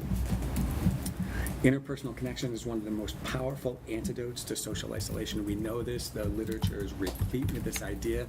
It's one of the reasons that we have held as one of our primary goals this idea of connection for all the years that I've been superintendent in this district. And so we think by limiting cell phone use during school hours, we can encourage students to interact more directly with one another, foster strong relationships, and a greater sense of community within our schools. The third goal here is to improve mental health. And so the thinking reads, the constant connectivity enabled by cell phones contributes to anxiety, stress, and other mental health issues among students. Again, there is emerging literature that speaks to this phenomenon. And we think a cell phone-free environment can help alleviate some of the pressures and provide a more peaceful and supportive atmosphere in which students can thrive both emotionally and mentally. And then lastly, just supporting positive behaviors. So reducing cell phone use can also help mitigate issues such as cyberbullying and inappropriate online behavior. A cell phone-free schools policy encourages students to engage in healthier, more respectful interactions both in and outside of the classroom. And so, not looking for a perfect fix to everything here, but we think this change can support each of those four goals. So what's the research say? One of the gifts that the Phone-Free Schools movement provided in their administrative toolkit was a digest of research. That has been, we've shared that with kids, with parents, with staff. Each of their research snippets also has a linkable website so you can go to the source, and I've tried to include the sources of everything that I share here tonight. So a 2023, and let me just make one other point here before I get into the next set of slides. Some folks have been conflating the research on social media with the research on cell phone use, and they're not the same, right? There are different issues with cell phones and with social media, and so I just try to parse them out a little bit here. So in this initial 23 Common Sense Media Report, this is speaking to the use of cell phones. So again, just some quotes pulled out of that document. Teens are fielding a barrage of notifications from apps on their phones. On a typical day in this study, participants received a median of 237 notifications. Of those, about a quarter arrived during the school day, and then 5% at night. So just think about that for a second. So on average, the median, 237 notifications, whether that's a buzz, a beep, a chirp, or some other alert. So think about what that means when we're trying to have kids pay attention, focus, engaged in sustained deep thinking. This report found that phone use during school hours is nearly universal, but varies widely, which is a reflection of a whole range of school policies across the country. Another notable highlight here was around TikTok, and the authors described TikTok as irresistible, offering bite-sized pleasure and low-friction interaction that quickly adapts to users' interests or moods. And so if you have young people, then you know about their relationship and association and affinity for TikTok already. And then just a last piece here. Smartphones can allow access to age-inappropriate experiences, including social media for kids under 13 and apps with mature adult-only ratings. We know that already. That's not new. The researchers gathered research, and so I don't know if you can see that table very clearly, but they were looking at the median duration of use of different smartphone apps and categories during school hours. And so the largest was social media use, followed by YouTube, followed by gaming, followed by browsing, messaging, some streaming, and then the list goes on from there, some shopping, a smidgen of education, and a little bit of email. So the last piece here on this one, so 97% of students use phones during the school, an average of 43 minutes a day spent primarily on social media, YouTube, and gaming. That's all from this 23 Common Sense Media Report. in another couple of reports that we're looking at the difference between face-to-face communication and digital communication. There were two studies. One was reported out in 2023, and then the second was a little older, 2017, from a report called The Brain Drain. And what those reports came away and suggested in the data was that just having a cell phone around can contribute to distractibility. You don't have to be on it, it just has to be there. And so raising this question of the addictive nature of the design, there was a second piece here tied to that spoke specifically to the importance of face-to-face communication, and in the absence of digital interaction, how rich that was. So you can read that at your leisure. Also, more recently, back in May of 2023, the Surgeon General released a warning. This is speaking primarily to the role that social media plays in young people's lives. And this is interesting, so I'll just ask you to read it here. The most common question parents ask me is social media safe for kids? And his answer is that we don't have enough evidence to say it's safe. In fact, there's growing evidence that social media use is associated with harm to young people's mental health. And then he goes on to talk about the harmful content on social media, as well as the issue with kids' attraction and addiction to social media, and the compromising of sleep habits. I've linked the entire report at the bottom of that slide. And then, so if you turn to the next page, some of the other findings around social media in particular. Social media may perpetuate body dissatisfaction, disordered eating behaviors, social comparison, low self-esteem, especially among young adolescent girls. When asked about the impact of social media on their body image, 46% of adolescents aged 13 to 17 said social media makes them feel worse. 40% said it makes them feel neither better nor worse, and only 14% said it makes them feel better. 2/3 of adolescents are often or sometimes exposed to hate-based conduct. On a typical weekday, nearly 1 in 3 adolescents report using screens, most commonly social media, until midnight or later. Studies have shown a relationship between excessive social media use and poor sleep quality, reduced sleep duration, sleep difficulties, and depression among youth. And then last on this slide, 1/3 or more of girls aged 11 to 15 say they feel addicted to certain social media platforms, and over half of teenagers report that it would be hard to give up social media.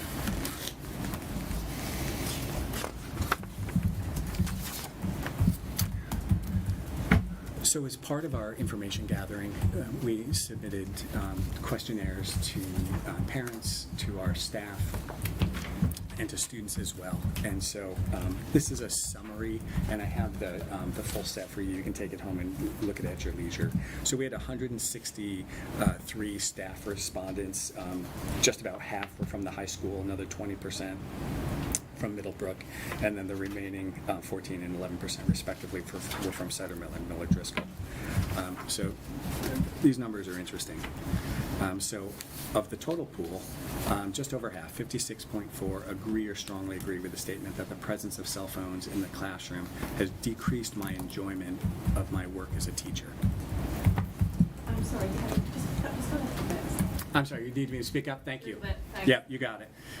73% of our staff have noticed a decrease in students' academic performance since students have had access to their cell phones during the school day. 1/4 of that number say a great deal, 34% say some, 12.9% say a little. Just over 80% believe that cell phone use in the classroom has impacted students' attention, curiosity, and interest in the material that they're learning. So 48.5% responded that is a great deal, 23 some, 8.6% a little. We pulled out because the greatest impact in the change is going to be here at the high school, and so we wanted to really clearly understand what our high school teachers think. And so this is this is the high school teacher respondents. So first, we asked all the staff if they thought that the current cell phone policy was effective. So the statement reads, my school currently has an effective cell phone policy. We asked them to agree or disagree with that statement. 26% strongly disagreed.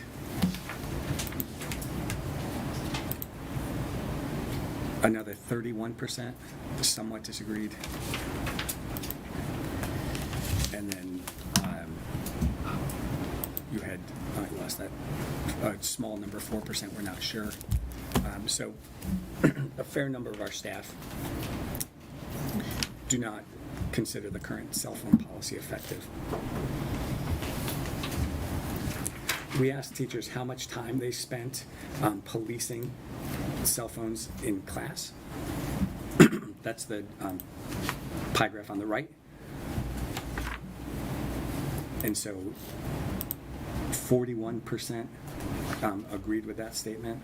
Another 25 strongly agreed with that statement, that they spend a disproportionate amount of time policing cell phones in class.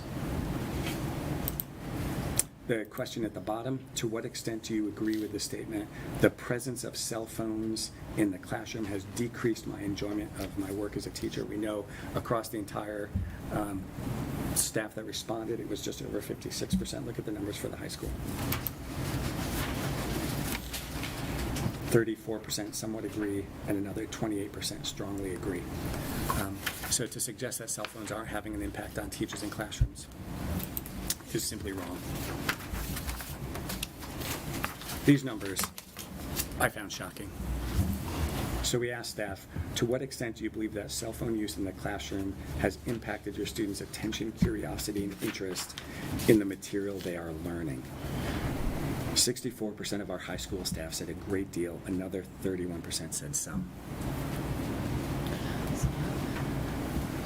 To what extent have you noticed a decrease in students' academic performance since students have had access to their cell phones during the school day? 37% of our high school staff said a great deal. Another 44% said some.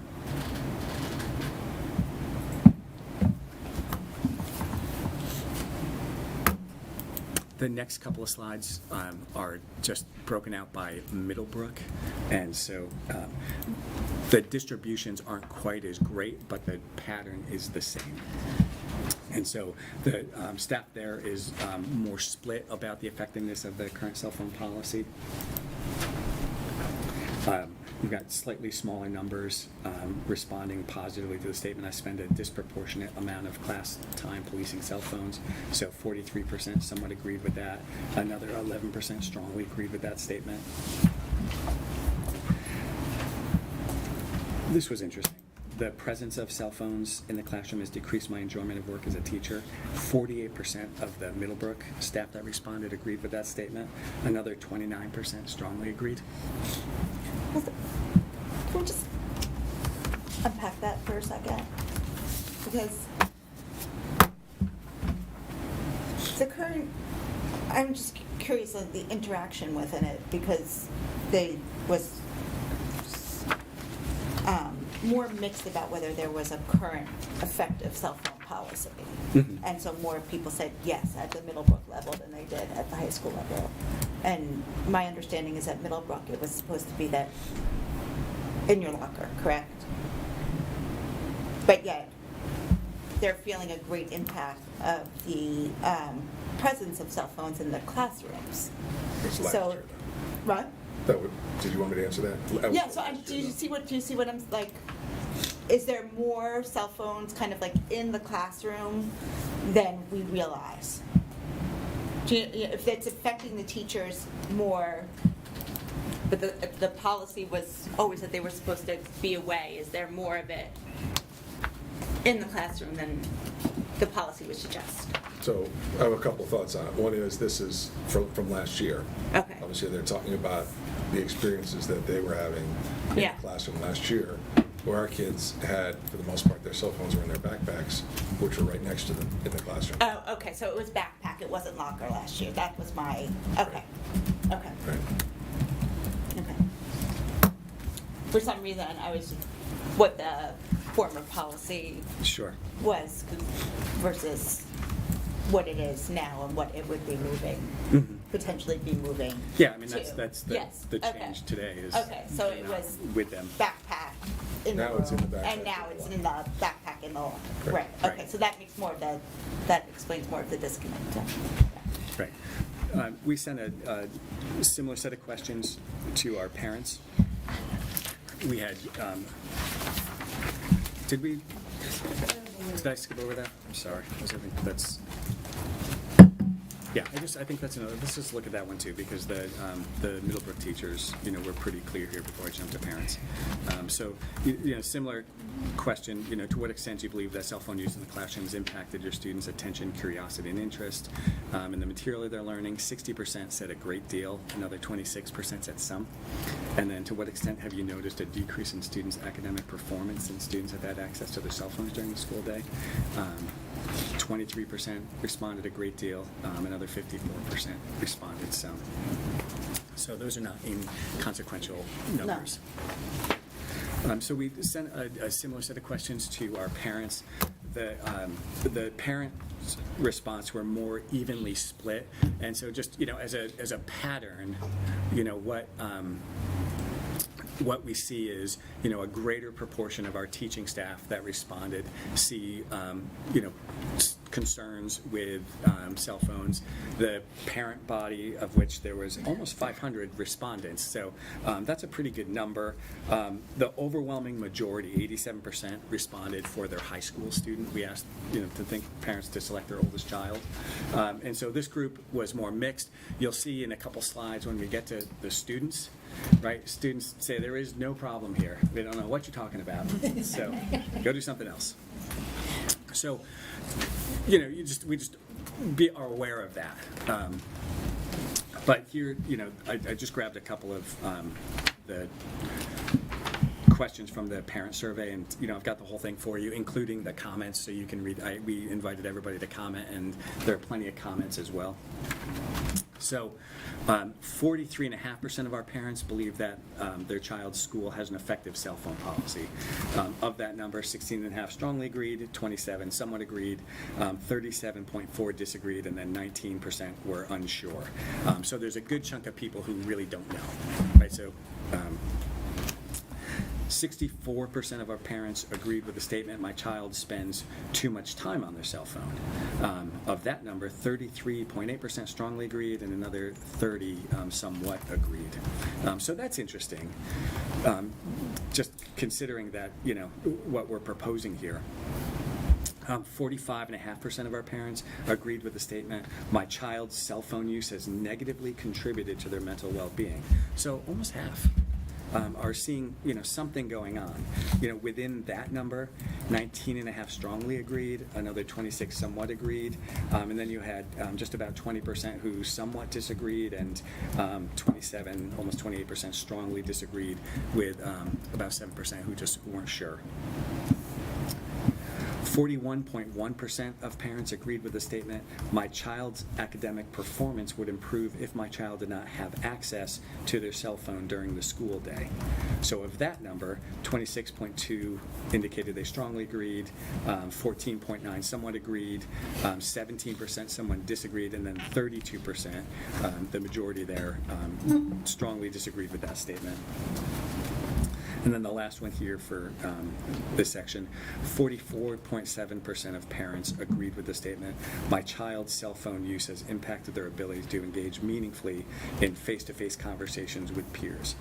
So 21% strongly agreed, another 22 somewhat agreed, 21% somewhat disagreed, and then 31% strongly disagreed. So, a fair number strongly disagreeing, but again, a split across those statements.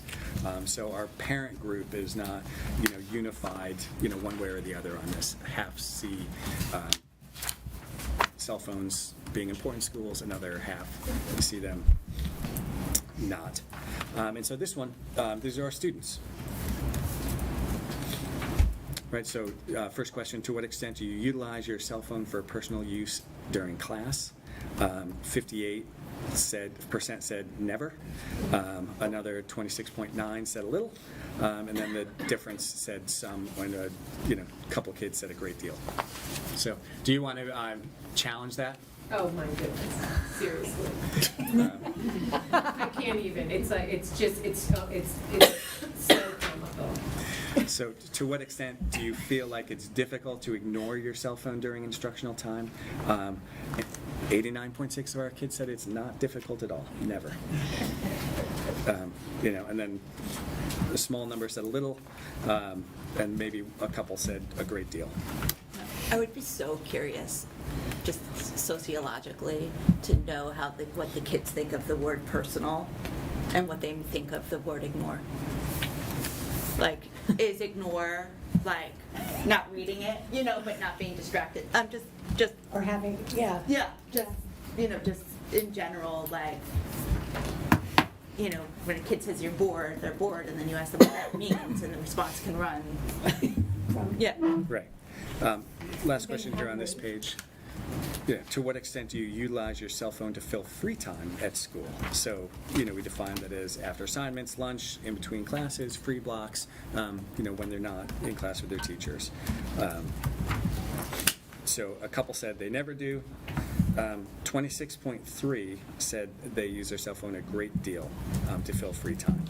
Another 43.6 said some, and then a quarter of the respondents said a little. And so that, just so you know, the end size there, we had 346 students respond when I pulled this. Virtually all of them were high school students. There might have been one or two Middlebrook kids in this. Did they identify themselves by grade? By grade, yeah. And so the majority of the respondents are sophomores and juniors. So a couple of other kid comments here. To what extent do you think your academic performance would improve if you didn't have access to your cell phone? 82% said they're good, makes no difference. 12 said a little, a couple said some, and a couple said a great deal. And then to what extent have cell phones impacted your ability to engage in face-to-face conversations with your peers? 77% said not at all, another 16 said a little, and then a couple said some, a couple said a great deal.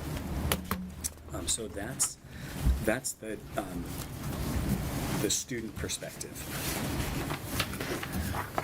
So again, just kind of living with the research, understanding the feedback, understanding that there continue to be a fair number of questions. There are some major considerations that we've been just kind of working our way through, and so. I think the big question here is, what does life look like if cell phones are locked up in yonder pouches and kids don't have access to them during the day? Here's what we just have to allow for. As I started with, we know that cell phones and other digital devices, like AirPods, like smartwatches, can offer some effective educational and social or emotional benefits. And so we also know that we have some students here that have, particular needs and concerns, whether they're medical, whether they're social emotional, or whether they're learning concerns, that these tools may help in very legitimate ways during the school day. And so how do we account for those students? So that's where we have to work through, what that means for those different groups of kids. Ruth and I participated in an interesting conversation today with a couple of folks who wanted to share some thinking about, some of these kids who, may rely on their AirPods to help them get through the day because they listen to music and it's, soothing, it helps allay anxiety. And then, in the conversation it was noted that, we have some kids and some families who are, managing some concerns that the school might not be aware of and the families don't want to share. And so how do we manage that? So I thought that was a really important question that we have to think about as we're kind of working our way through what the logistical implementation looks like. We also know, and in the comments, some of the teachers shared with us, some teachers use cell phones for lessons, and so we need to consider, how would we make cell phones available for good instructional situations. I think it also needs to be said that, the act of prohibiting cell phones is not going to fully address our stated goals. These are big, complex issues, and so we need to be clear that there are other steps that we also need to take.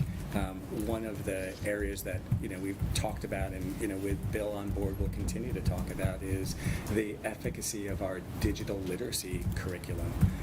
In addition to all of the concerns that are borne out in the research on the addictive nature of cell phones, their contributions to distractibility, the role that social media plays, we're also, kind of standing on the edge of a new frontier with artificial intelligence, and we're only just scratching the surface about that. And so there's, these are major concerns.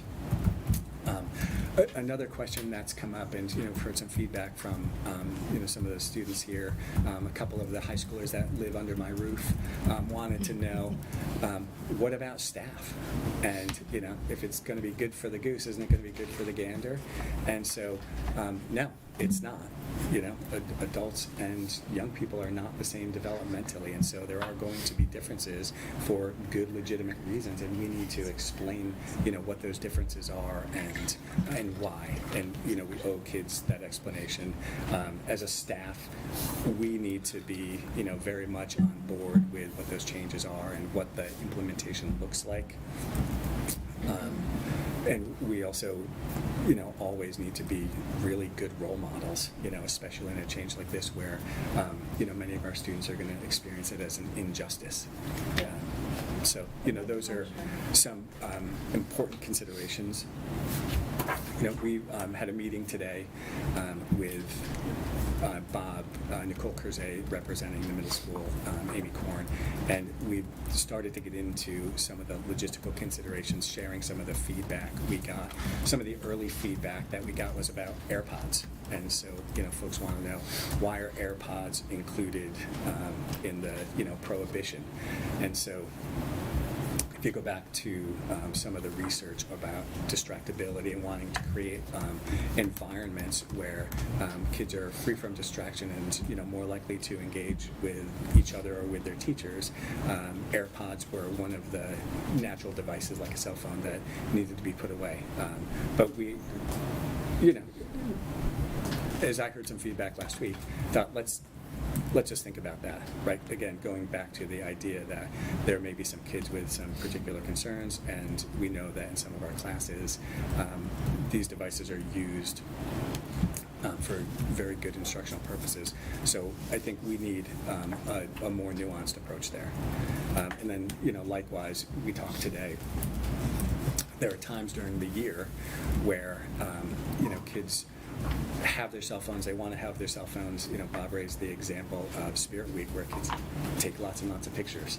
And so what does that mean in terms of a timeline and, again, wanting to honor the traditions that exist and the good things that kids do, and not get in the way of those things, but also focus on the big picture. And so one of the questions that he raised today was about the timeline. If we're going to move in this direction, do we push it a little bit so we can get through Spirit Week, and then how do we think about Spirit Week in the future? Another question that was raised, not a concern, was, again, wanting to be, thoughtful and responsive to the feedback we got. What about, responding affirmatively to staff who recognize that the tools embedded in a cell phone are really the best tools to engage in some instructional work. And so a couple of examples that came the way of the high school administrators were some of the video filming that kids do, some of the audio recording that kids do. And so is there an opportunity to provide a pathway for teachers, again, just if we're going to, I'll talk about the yonder bags in a second, but if we were going to use those, can we provide, teachers at times with handheld magnets so for their class periods they can give kids access to their phones? So again, it's highly nuanced, and there are concerns and questions that we continue to walk our way through. And so, this conversation here tonight will carry forward. We want to continue to create opportunities for listening and feedback, and so you'll see coming up on the calendar over the next few weeks opportunities for students, for staff, for parents, just to engage in some further conversations, so we can really hear what the concerns are and think about them and respond, because I think as we're moving forward and making this change, to me, the reasons are very compelling. The research is very compelling. It makes a lot of sense. But we also want to be as thoughtful as possible. Lucille, do you want to just roll forward here? So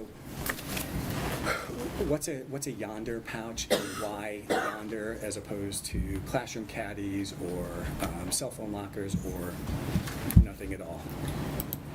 So in the literature and the research presented primarily by the folks from the phone-free schools movement, a couple of points that they articulated were, if you are going to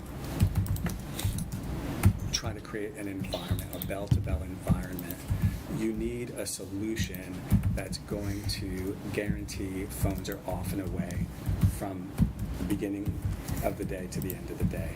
And so you can't rely on the classroom caddy practice, because that frees phones up in passing time, at lunch, in all of those times when it's not a teacher-regulated environment. I think our experience here with the classroom caddy utilization was partially effective in classrooms, but again, if you go back to this idea of creating a full environment, any teacher in the building will tell you, if you walk around while kids are out here in the hallways, many of them are heads down, facing their phone, maybe earbuds in, and so not engaging in interpersonal interaction in general. And so we didn't want to leave this only at the classroom level, and we didn't want to make this the primary burden of our teaching staff. And so thinking about those factors, there were kind of two primary solutions in the marketplace. One was Yonder, and then the second one was this use of cell phone storage lockers. And those, when I looked at that, just didn't seem feasible at all. So I had done quite a bit of reading about Yonder. The use of Yonder pouches across the country is growing exponentially right now, especially in schools. There's been some limited use. They really haven't, kind of cracked the curve, but when you read about them, they're in use in, some concert halls and, places, comedian shows, things like that, but not widespread yet. My guess is, in the way that the country is moving, in particular with schools, that their growth is going to be fairly ubiquitous. So that's why we landed on Yonder. I participated in a number of webinars with this phone-free schools movement. In each one, they had representatives from different school districts across the country, and many of them were using this solution, and to a person, they all spoke about the high level of efficacy as a solution for limiting access to cell phones. Do you want to just skip to the next one? Right. So just, where are these things in use? As I mentioned, Yonder, their use has grown pretty rapidly in the last couple of years. So, they describe that they have more than 2,000 schools right now around the globe, and then, 1 million students use them every day. So, if we were to implement Yonder here, we would not be alone by a long shot. And then they've also, been collecting their own data. And so from the schools that, they work with, you can see just a couple of statistics around improving classroom engagement, improving student behavior, and then improving academic performance. And that's consistent with some of the other research that I've read. So what is it and how does it work? It's a vinyl synthetic pouch. So the process would be when kids come into school, they turn their phone off, they place it inside the pouch. The pouch has a magnetic locking mechanism, so you lock it, and then when you want to unlock it, it's magnetized, and so you use the magnet to unlock it. And then it's a pretty simple process. You tap it and it opens.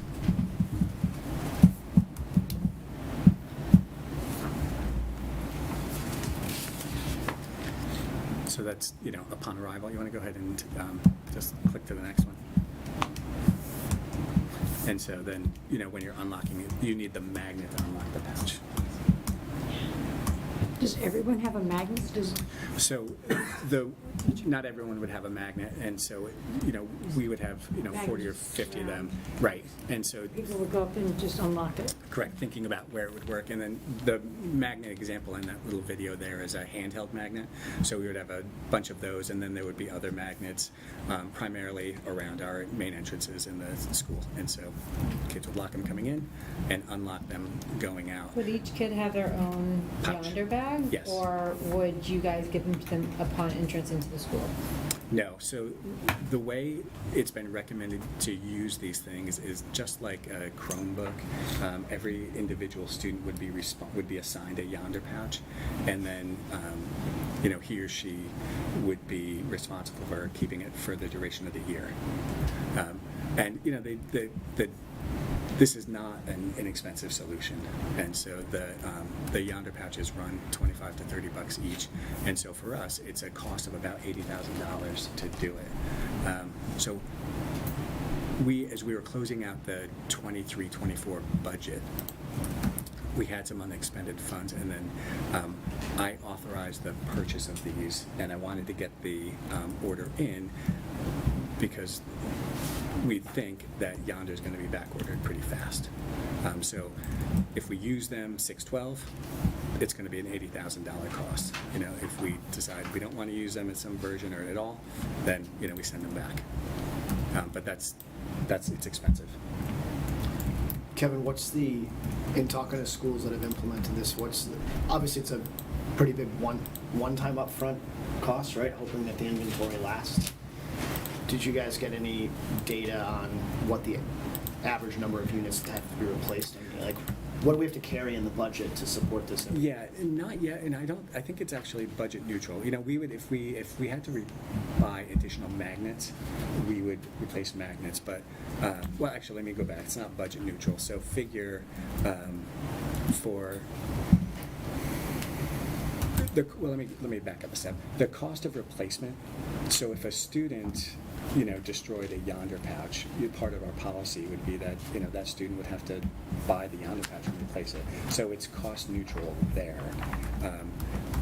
If there is some loss or wear over time, I don't know, and I'll have to just ask around to see these folks that have used this for a few years what the attrition rate is and how much they spend. Like, what's the lifespan too on these things? Yeah, they're pretty. You'll see them in the next week or so. They're pretty durable. So I'll get that information. We'll have the yonder rep here Tuesday. She's going to come and do a site visit with us and just give us some feedback.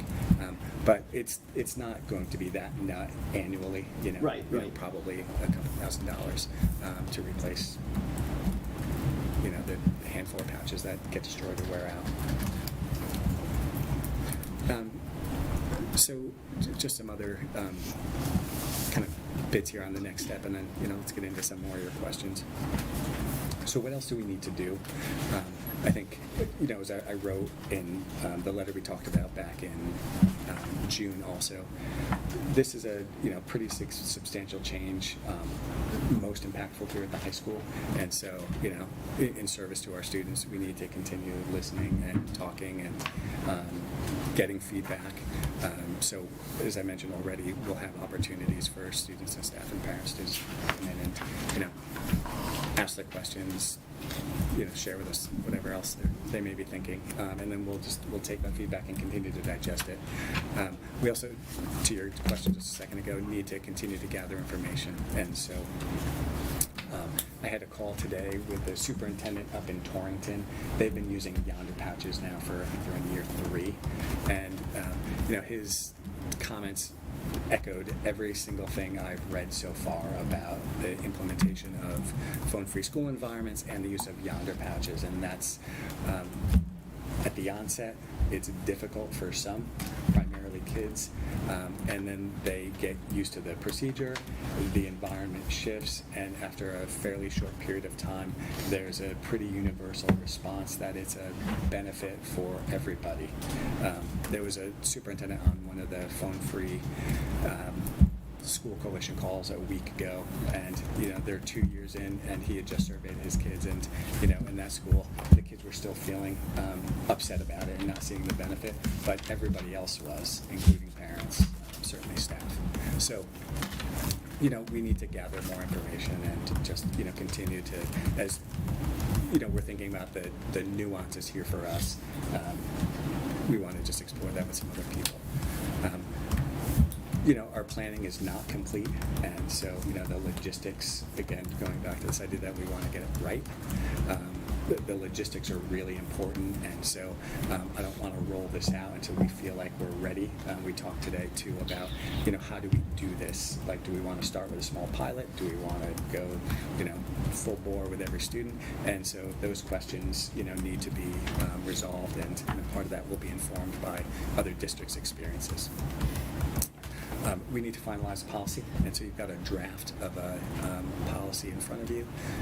The rollout timeline, I was looking somewhere, kind of mid-month here, September. Bob talked about the Spirit Week, and so we've got to finalize the timeline. So, I suspect it'll probably be a little later for the onset. And then, like everything else we do, we need to implement it, we need to give it some time, and then we need to assess the efficacy, and then we need to modify as we go forward.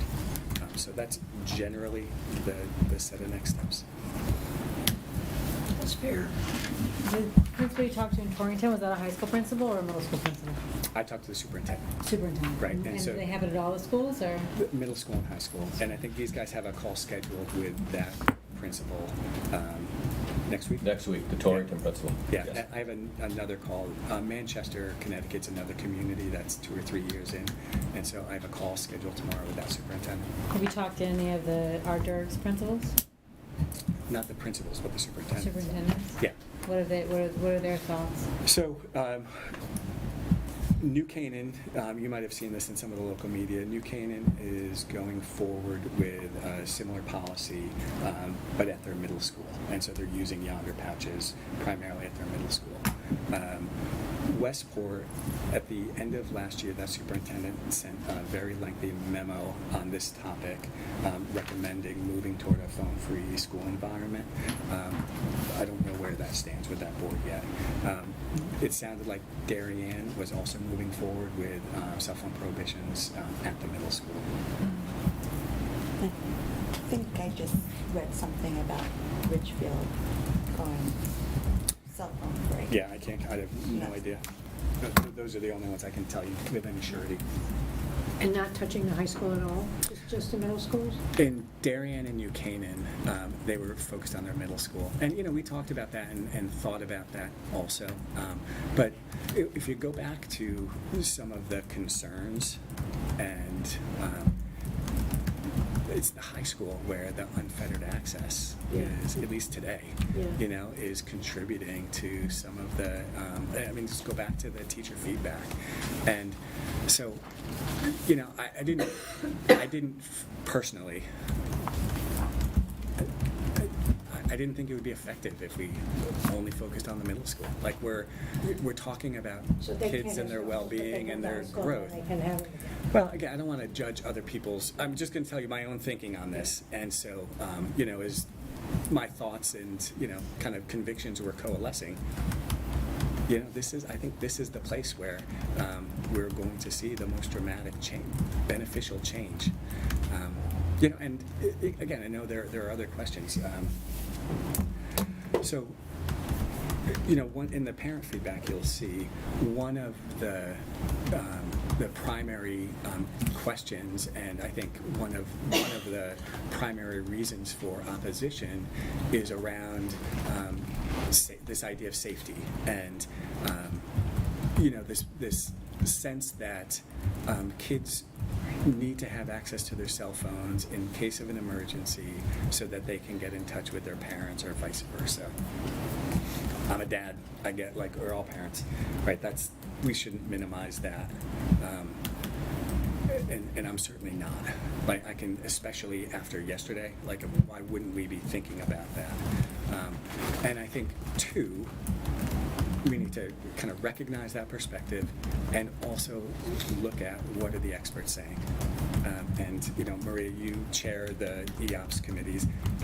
I have not found a school security expert who is recommending that kids have access to their cell phones. And so there's a number of folks, and one article that I read recently was this school security expert. His name is Ken Trump, and he, in a post on his company's website, had listed 5 ways that students' cell phone use can impact school safety. And so he wrote about how cell phones have been used to make bomb threats or shooting threats or other threats to school that require police time and administrative time to identify and investigate perpetrators. He wrote about cell phones having been used to make threats to individual students, including cyberbullying, investigating fights, other safety type disruptions. I think there is consensus around security experts that student use of cell phones during an unfolding emergency can actually distract attention from safety. And so that's something I'm sure our EOPS committee has talked about, but I've heard that. We could invite Chief Conlon in, and have him weigh in on that idea, or Rob Sapola or somebody from the PD if you wanted to hear more. I would also just add to that they have found that in situations, large-scale events, if everyone is trying to use their cell phone, they can't use them because it jams the system. So, but the other points that you made are also points that have been brought up in some of the trainings that we've attended. Yeah, and so again, we don't want to dismiss the concern at all, because it's a legitimate, good concern. And so, thinking about just student communication to parents, what access, setting aside emergencies for a second, what access to phones do they have? There are handsets all over all of our schools.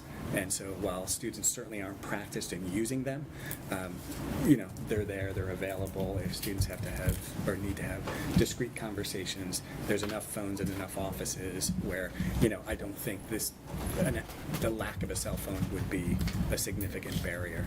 I think in emergency situations, and if we're talking about mass emergency situations, we do have to plan for, and this is not part of our plan yet, how, at what point in time would we release students' cell phones back to them, and how would we do that? And so do we have enough magnets if we're going to use Yonder or whatever? But that's got to be now part of our emergency response planning. I have a lot of questions around implementation, but it seems like you haven't really figured out the implementation part. Well, I mean, we're thinking about it, and I think there's some. I wouldn't say it hasn't been figured out. What I would say is we want to account for as many nuances as we can. But go ahead, fire away anyway. And if we can answer it, we will. And if I can't, I'll get back to you. I'm all for this. Everyone at Middlebrook, I think it's a great idea, but I just worry about the implementation at the high school with, is someone going to monitor that the bags are actually locking?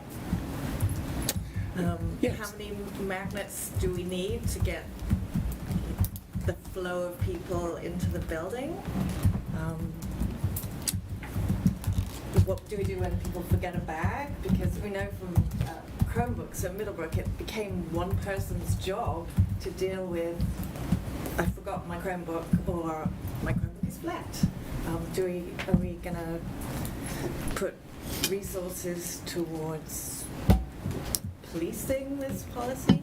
We're going to have to, right? Again, it's, I think, when I have a chance to talk to kids, and I want to invite them to some self-reflection, right? And I think we all should, right? Because this is, while the focus here, and the focus is really creating an environment, but the primary recipients of the policy are our students.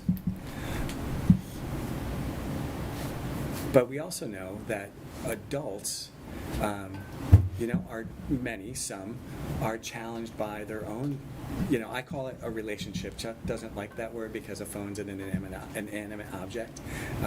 But again, I invite everybody to think about, like, to what extent is this tool, when you think across your full day, a help or a hindrance, and in what ways?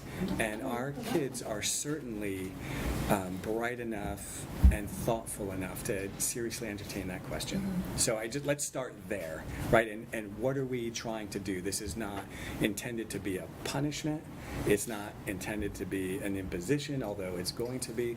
We're trying to reinforce a school environment that is as effective in service to their growth and learning as possible.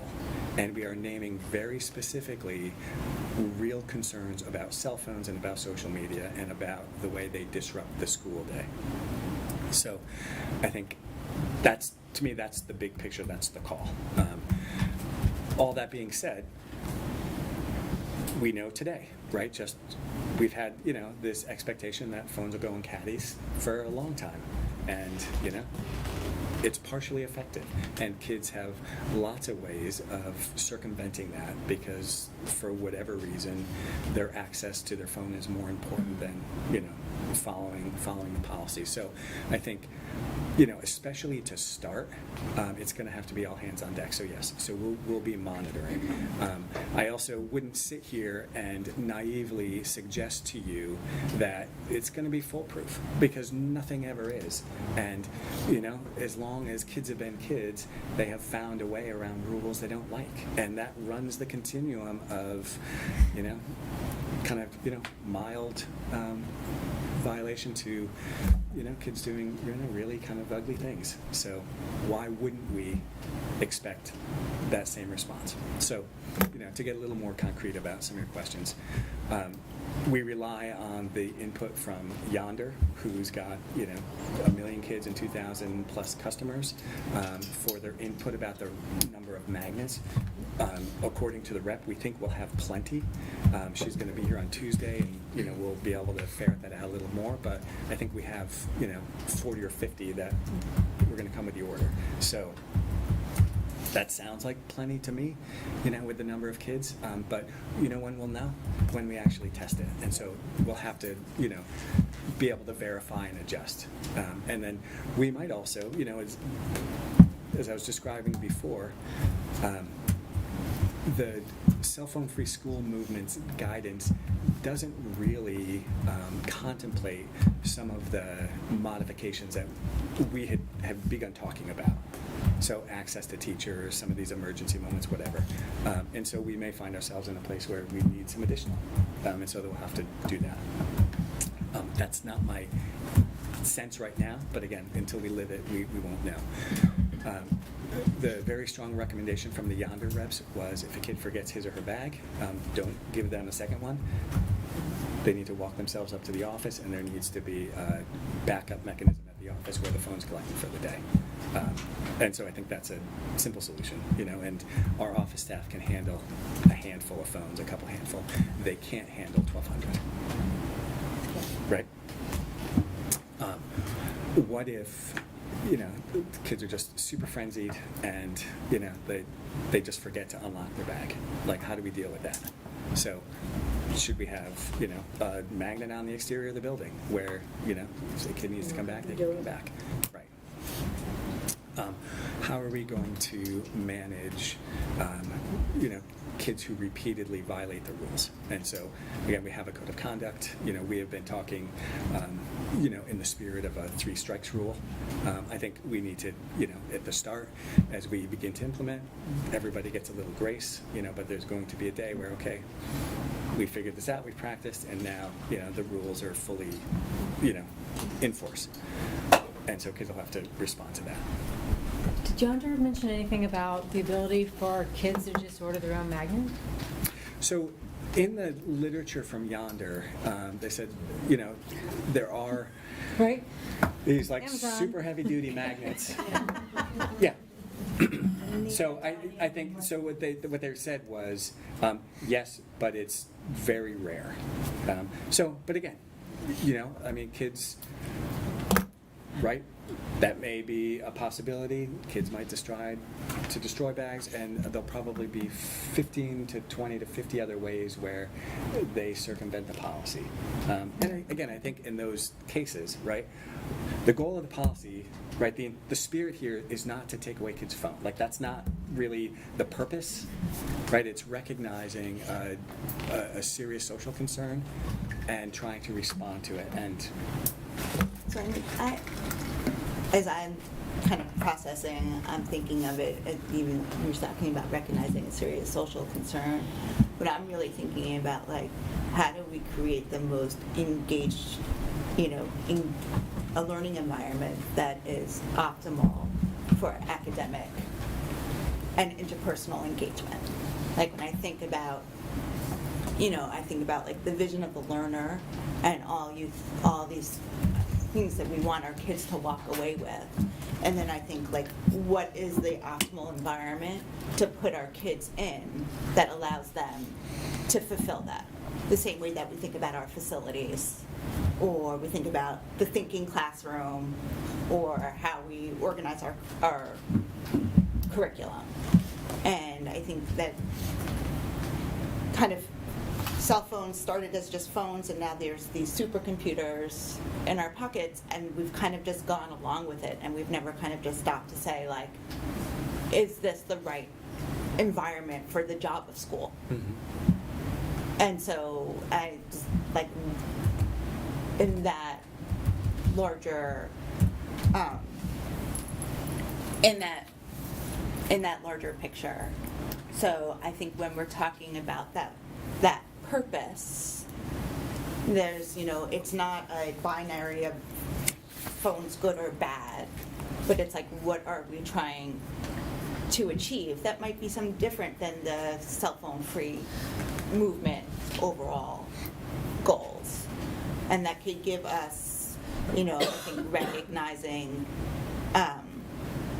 how we think about, spirit days, or how we think about other types of exceptions. But also, I think part of it is truth, like grounding our kids and kind of providing also, I think, the space for us to be able to teach into the tools that allow them to then navigate the tool of the cell phone in properly. So I just, as we're going through it, I think that it's the scale of, there's benefits and there's drawbacks and benefits on both sides, but overall, like, where do we want to net I think out? this is a thoughtful approach to what we are trying to do. Maybe try to lessen the gap between what the kids think is going on and what we think is going on, and just to try to make that a little bit closer to what we think is going on and character that they think is going on, so that they don't feel that they're either not trusted or that they're being punished. Understood. Yeah, and I think that's, I mean, the parent that talked about that resonated with me about the trust, because I think, especially in the high school, when they think that they're capable and they're assured and they're, taking on the world and they're about to go to college, this is like like taking off an arm. No, both arms, probably. Yeah, so certainly more conversation with our students about Yeah. the intent. You're not going to get total buy-in ever, but it would be better if they just understood the reasons. Yeah, I agree. Yep, absolutely. Kevin, a couple questions and a couple comments. Back to, I know I sent this to you earlier, the definition of these devices. Yes. It seems broad to me. Like, I can see a lot of legitimate reasons why students student athletes or not, but are wearing fitness trackables, that it's important that it tracks their activity throughout the day, especially if there's no user experience component to it. Right. Yeah, I'll have to ask that. Like I said at the start, I took their definition. As you think about kind of what they're after, what that, the proponents there, including all those pieces, I'm wondering if the inclusion of fitness trackers, the blanket prohibition, but also just not wanting to carve out a nuance Yeah, it's a between those that slippery are slope. internet I divided get or it. not. But I think too, this question of distractibility, has been one that I've been thinking about a lot, and just the emerging research on all of these devices and the way they're built to steal our attention, and then what that means in terms of cognitive development, right? I don't want to sit here and say, this is because the research is new. These devices are relatively new still, right? I mean, cell phones were really only introduced in, 06, 07 or something. Yep. So anyway, my point is, I think, we can ask about that, but I also think just in the conversations, we've had recently in the district, well, let's start with a proposition, let's get some feedback, Sure. and then, I think like everything else, we try to be, reasonably flexible where it makes sense. Yep. And it may be that it's just like, any kind of, it's just too hard to manage otherwise, so the blanket prohibition is, the most efficient approach. Got it. But we got to explore that. Yeah, agreed. Based on the student feedback, I don't think you'll have to worry about students forgetting to unlock it at the end of the day. But, just me. The other piece was, I'd be curious to know, subsequent conversation, but some of the concerns that have been voiced around how do I communicate with my student during the day. My student wants to listen to music, or my child wants to listen to music to do homework. I wonder, Bill, if you could suggest, ways they could accomplish that same thing with the technology they would otherwise have access to. Like, you can stream music from your PC that you have. You can email. There's other capabilities to message through. So I wonder if we need to surface up some of those to make sure people out understand.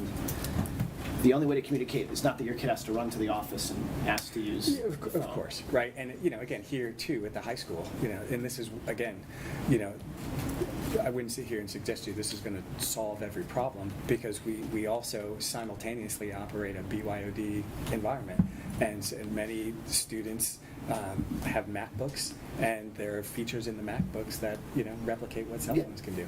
And so I'm less concerned about that, honestly, because there's email, there's whatever, Google Chat. Agreed. So there are certainly other ways, and I think again, just put 5 kids in a room for 5 minutes and they'll come up with 5 ways to communicate.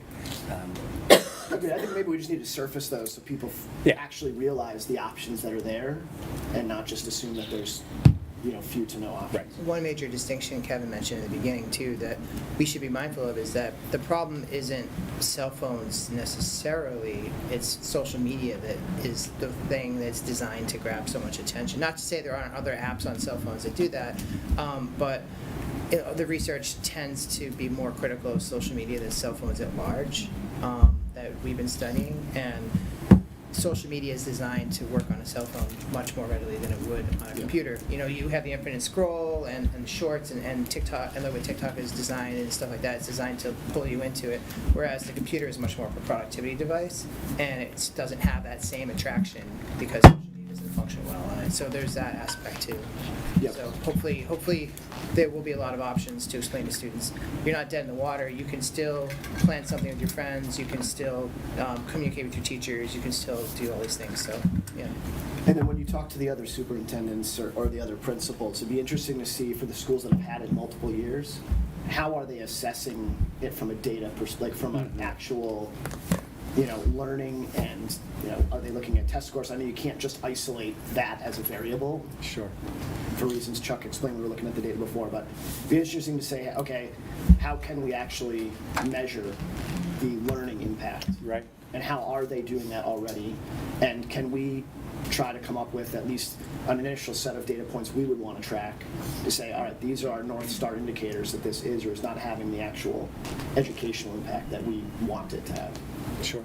Yeah, I think, some of the questions that the way they were crafted towards our staff could serve as some of those data points, right? Just thinking about the impact on teaching, quality of life, their own perception of students' academics, and then, certainly we can, track our data behind that.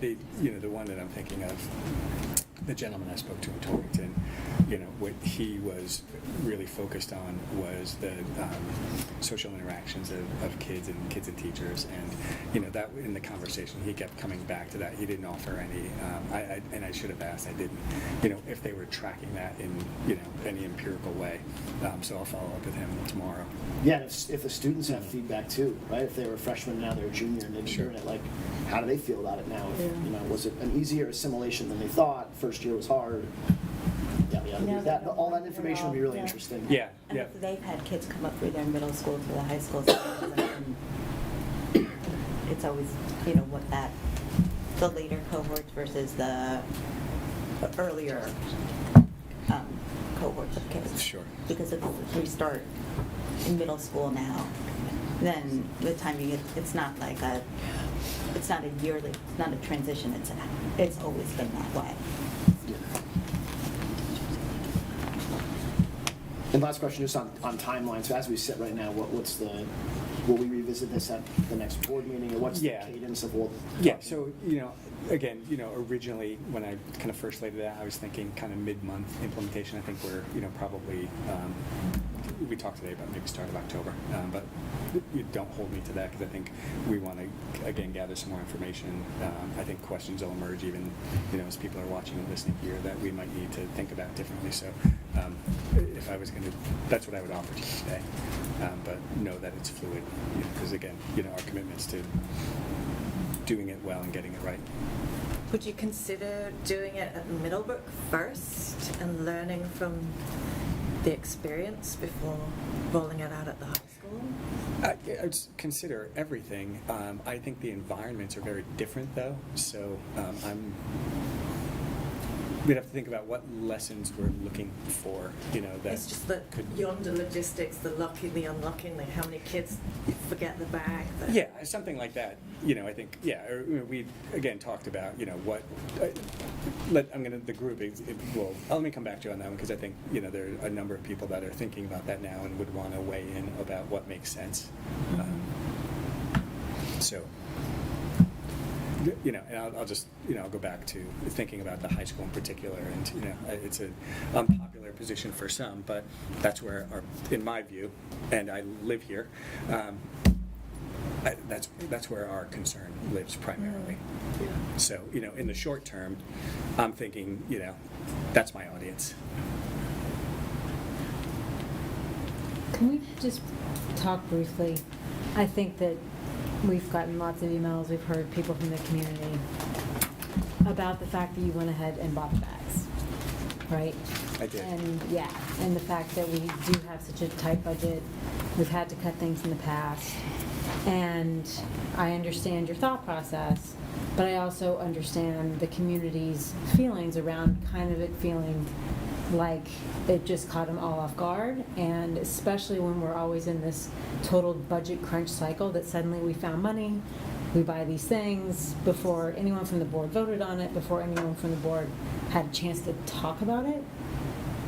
I just want you to address that now because I have concerns about that. Yeah, I appreciate that, and I think first, that's not a typical way of operating, for sure, not for me.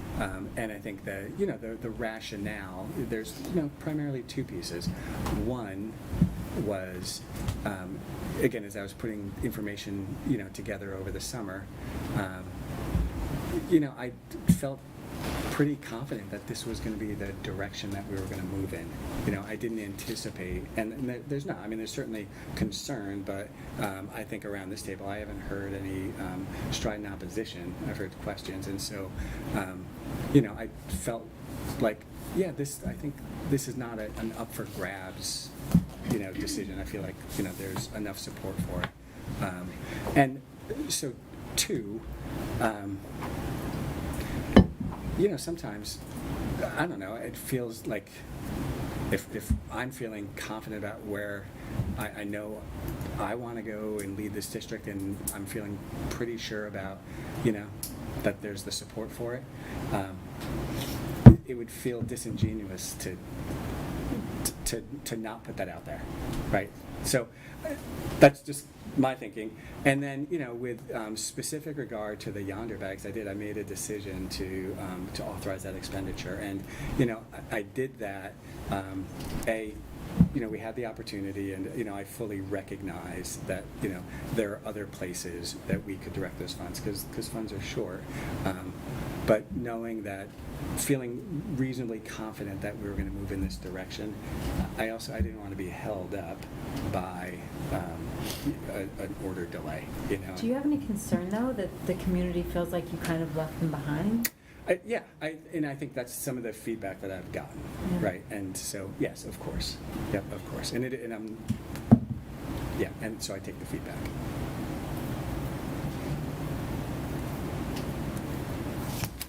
Can I just say one last thing?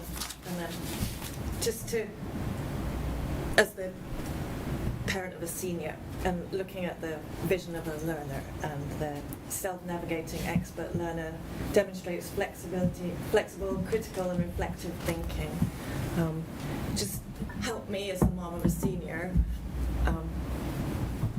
square that against you're a hair away from being 18, and we don't trust you, or the school does not want you to have a phone in your 6.5 hours at school. Yeah, again, so dad of a senior, so join on that ride this year. This is not about trusting kids, right? This is about reclaiming, preserving, strengthening an environment where kids can fully blossom, recognizing that cell phones and social media are a barrier to that. That's what this is about. And I think we've been living in an environment for all the years that cell phones have been around, where we haven't prohibited them, right? And so this idea that they're learning to use them, they're making good decisions, that's certainly true for many. It's not true for all, and I'll just turn that one over to the administrators who spend a lot of time managing and responding to negative online behavior, right? And then I would add to that all of the research that is in this presentation that exists, all of the speakers that have marched through Wilton in the last few years who have talked about concerns over youth well-being, right? Cell phones and social media figure prominently in some of the larger concerns we have about the development of kids. And so, this isn't about an individual student. This is about creating a space where they can more fully flourish. Will we have a formal board vote on whether or not we adopt this policy? Of course. So next on the agenda is the actual policy itself. You have a draft of it. I am just being cognizant of time and everybody's ability, so I think the draft is here. And we can, quickly just, if anybody has any initial thoughts that they just want to get on the table about the draft, we can do that, and then delve into it more, at the next meeting. All policies need at least two, under the bylaws, need at least two reads at the meeting, need to be brought to the table twice, and then there's a vote. And if we vote it down, they get returned? If we're not going to use them, we'll give them back. Right, so the policy, right, there's, so just to be clear, there's the policy is the use of private technology devices by students, right? So the material language that pertains to, the conversation we've just had for the last hour plus is that use of privately owned technology devices, that first paragraph. So privately owned technological devices may not be used during instructional time. I would actually, amend that to say the school day, except as specifically permitted under Wilton High School's BOE program, et cetera, et cetera. Right, so this doesn't necessarily say the yonder bag, it just states they should. No, and then the regulation is how it's implemented, right? So it's in part, and that's just one piece of it, because that's not, the only private technology device that kids have access to, but, and that would speak to, the high school and the middle school, correct.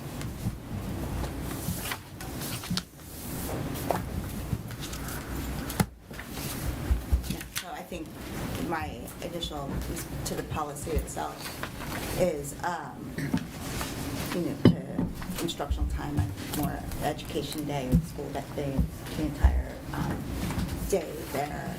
And I think that it would be my recommendation that there should be a purpose, a purpose statement that opens up the policy, that kind of helps guide our understanding as to the why behind it, and then just having some more thought or discussion about the definition and whether it should stay as granular as it is the definition of what qualifies as a privately owned technological device. So the things that were included on there, just to make sure that as the schools live it, not everything requires any change necessarily a policy change. But those were just some of my initial thoughts. And I think,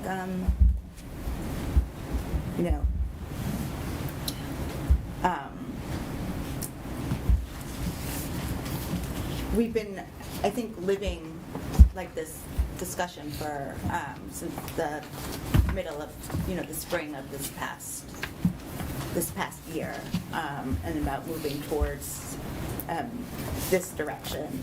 And I really want everybody to know that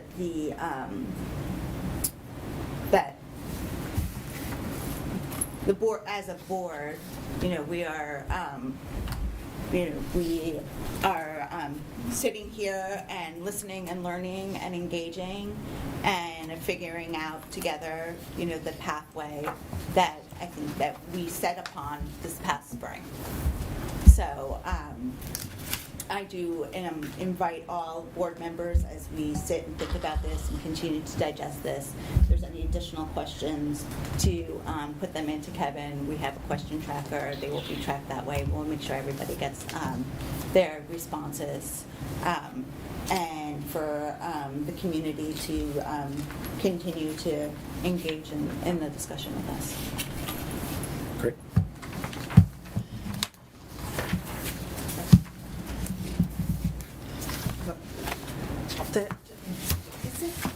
The on-school property as a school-sponsored activity while in use for remote learning activity, if remote learning has been authorised in accordance with applicable law or while being used. Has that been run by an English teacher? Because it seems a little... Written by an attorney. I did not run it by an English teacher, but if you would like some clarification on the construct of that sentence, we'll certainly look at it.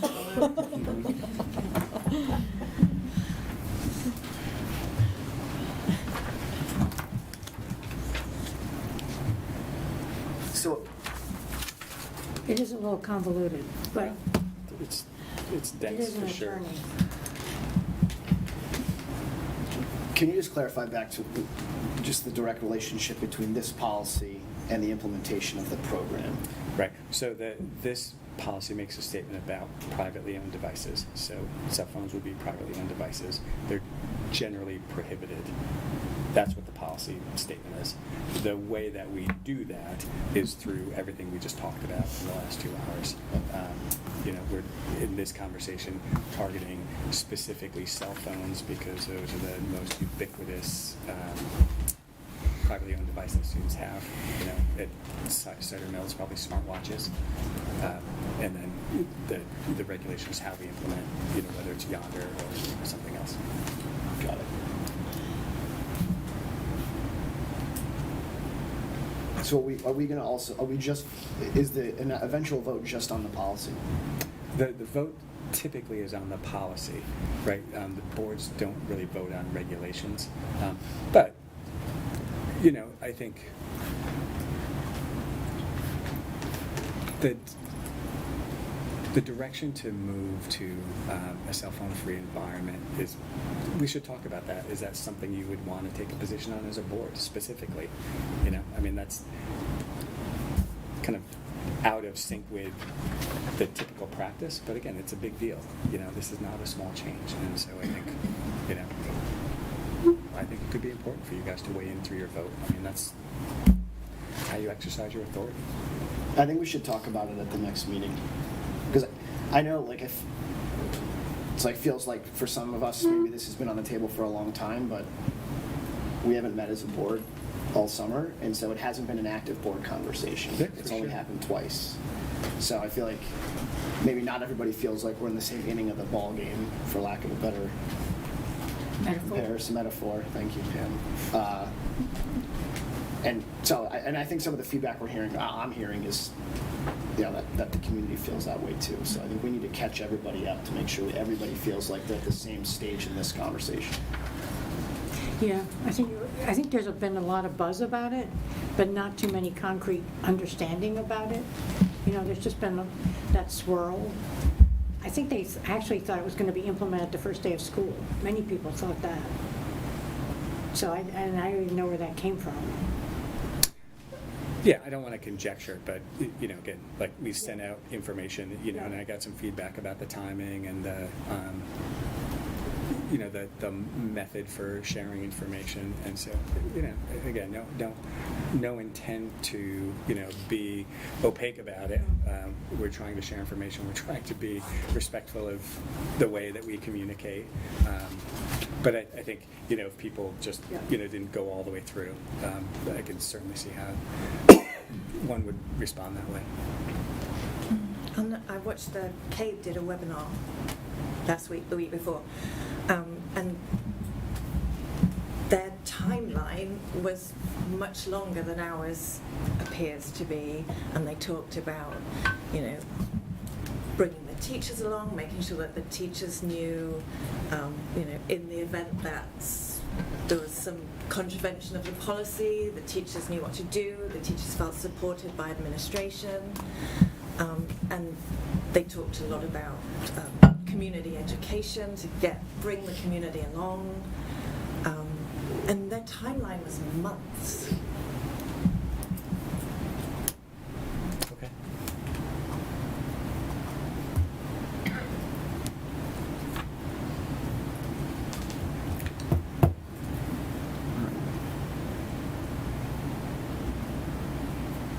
So let's, call it Wait, are we almost. going to end this?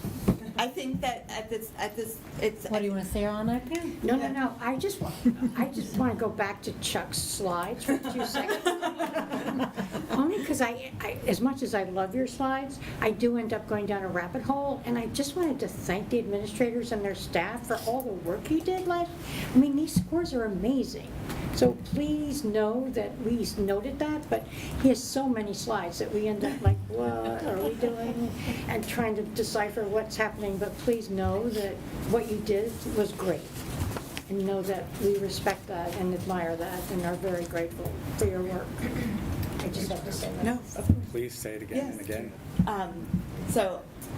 But I'm just thinking about the amount of information and the discussion that's gone on tonight, and I will ask for us to continue thinking, discussing, deliberating. Send your questions in if you have them. This will be on the agenda. Second read, it'll be on the agenda for the next meeting. That next meeting can be structured up, to what Kevin was saying, I was, while the policy talks about use of private technology devices, because those are cell phones included in that definition, to me, the vote and the discussion is about if we're moving to a cell phone free environment.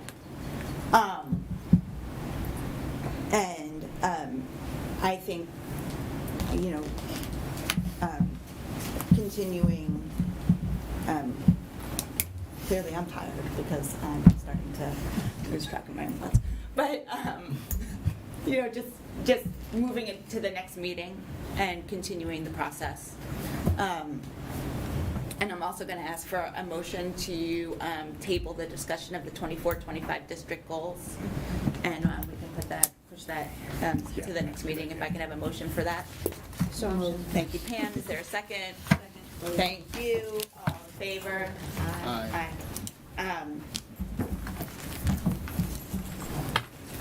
There's no, nothing to discuss and approve. Comments from the public. Are there any comments from the public?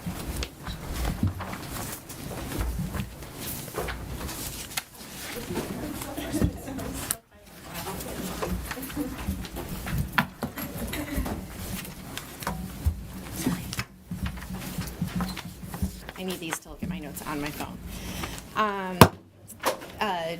I'm Jenna Susie. I'm at 111 Catalpa. I have one senior boy. And I purposely didn't want to speak at the beginning because I felt like I needed to hear from you, Kevin, and I needed to hear all these details. And before I go into saying what I came to say, as one of the parents who does feel like this was sprung on us, and again with a senior boy, thank you so much for doing the cards today. That was like the best thing ever. When we received that letter, I think it was early August, and it kind of laid out kind of what your plan was for this, I read that as, oh my God, this is totally changing. This is all happening. And of course, with having a senior student, I'm like, you're changing his whole life, for 1 year. And I will say that it just, I can't remember exactly, but when we started getting the emails about looking at the handbook, checking out the new policies or changes and things like that, the perception that I got, it felt like it was just kind of getting swept under and, hoping not everyone would notice and hoping it wouldn't come up so much. So I just want to throw it out there that I understand that that's not how you meant it, but that is how it looked, I think, for several families, that it just got put there. I know it was on an agenda in the spring. I can't remember if I zoomed in for that Board of Ed meeting or not, but clearly it looked like a lot of stuff happened over the summer and a big change was going to happen right away. So I appreciate that that's not what's happening right now and that you're open to getting feedback from everyone, trying to figure out what the best solution is. I agree that something should happen in Middlebrook, and definitely, whatever's going on with the younger schools, what people have. My son didn't have a cell phone or anything like that then. But in the high school, I just feel that each year that we've gone through at Wilton, all we keep being told by the teachers, and we've had very good experience, is we are getting your kid ready for the next step, the next chapter. We're at Cider Mill. We're getting ready for Middlebrook. We're spending all of, 5th grade getting them ready so that when they step in 6th grade, they're going to be prepared. And that's kind of that's one of the reasons why I loved this district, is that, it is hard, it's challenging, But I felt that each grade has done a good job of getting, at least my student, ready for the next. And I'm seeing this as going backwards. Unfortunately, cell phone use, social media, all of this new technology, and whatever comes new is in our world today. And yes, we probably don't know how to appropriately use it as well, but part of what we need to do as parents and teachers is, making sure that our kids know how to do it appropriately. And I feel that doing a total ban, so I guess now it's like bell to bell, is not the solution that I think is best for high school. I do think that, if you want to do a blanket policy for the school and you really want to make it so that phones or whatever gets decided on what that is, has to be put away somehow during class time, I'm totally on board with that. I think that our teachers need to be empowered in order to do that.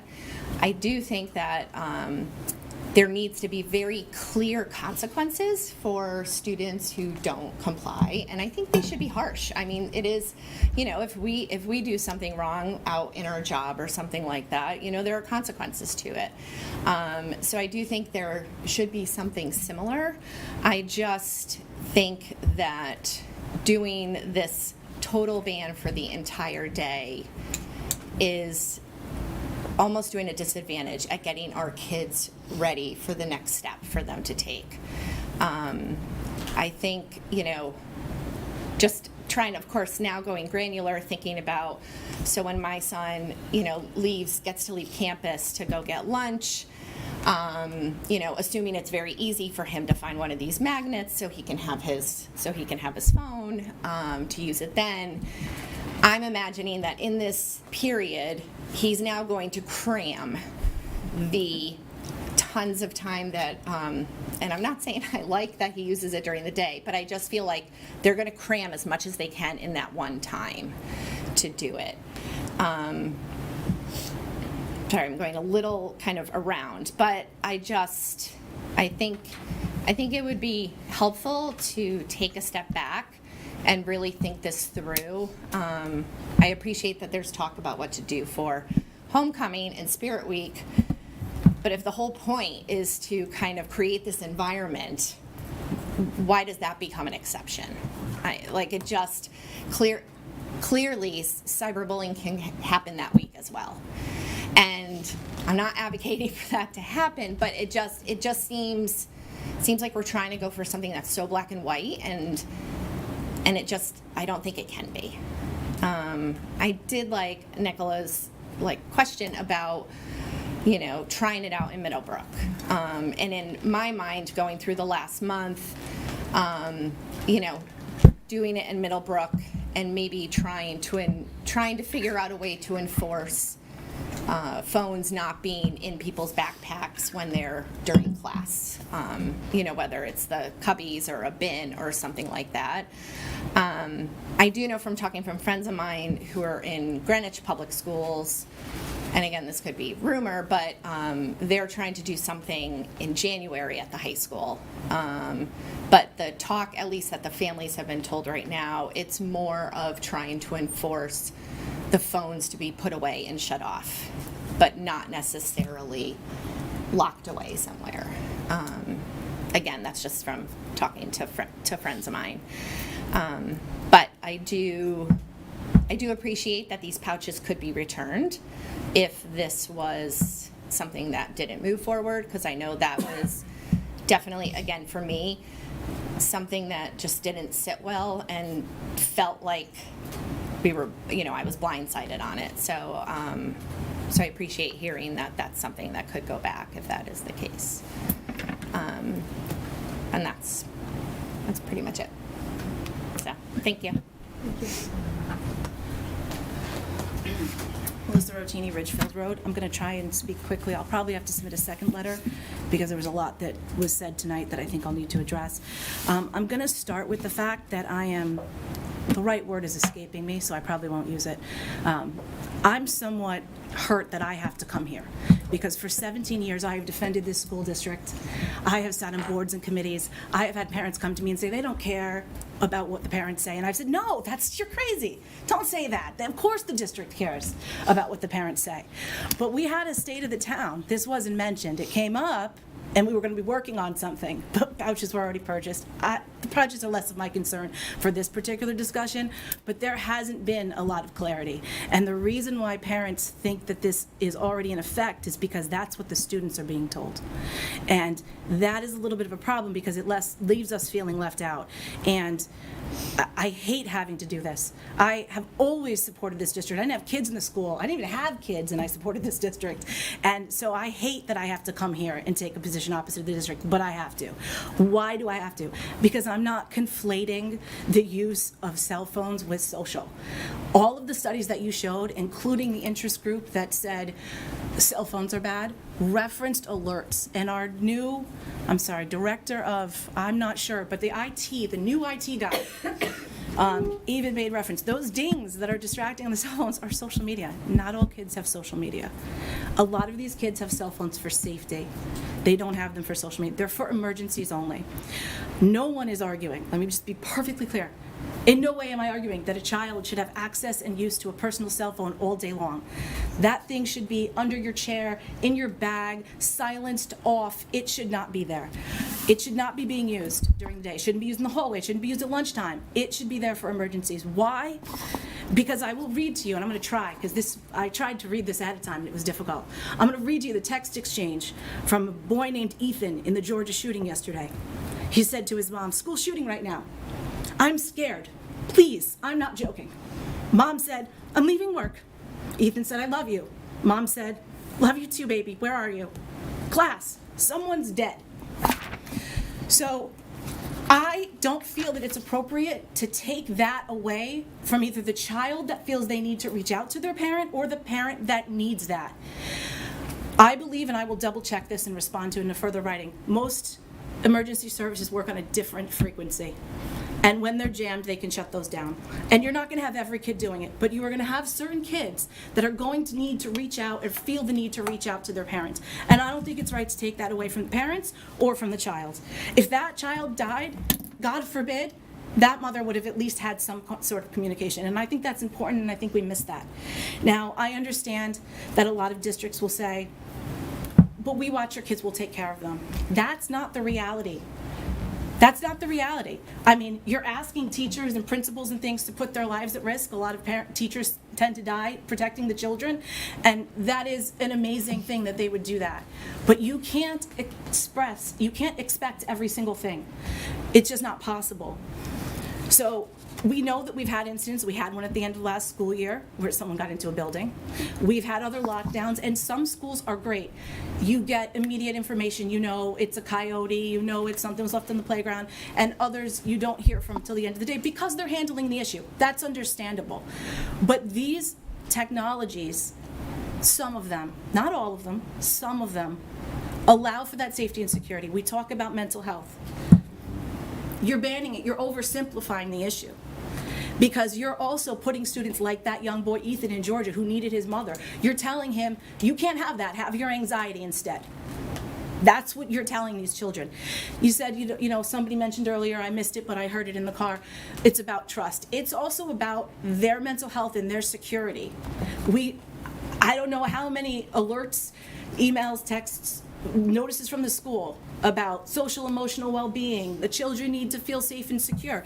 In fact, I was talking to a parent about this issue, and a child came up to me and said, "But it's Rule 3. We're entitled to a safe environment. I have to have that because I need that security." So we're looking away from our own rules. What about let them grow? As long as it's not with a cell phone? We're not teaching them to use them.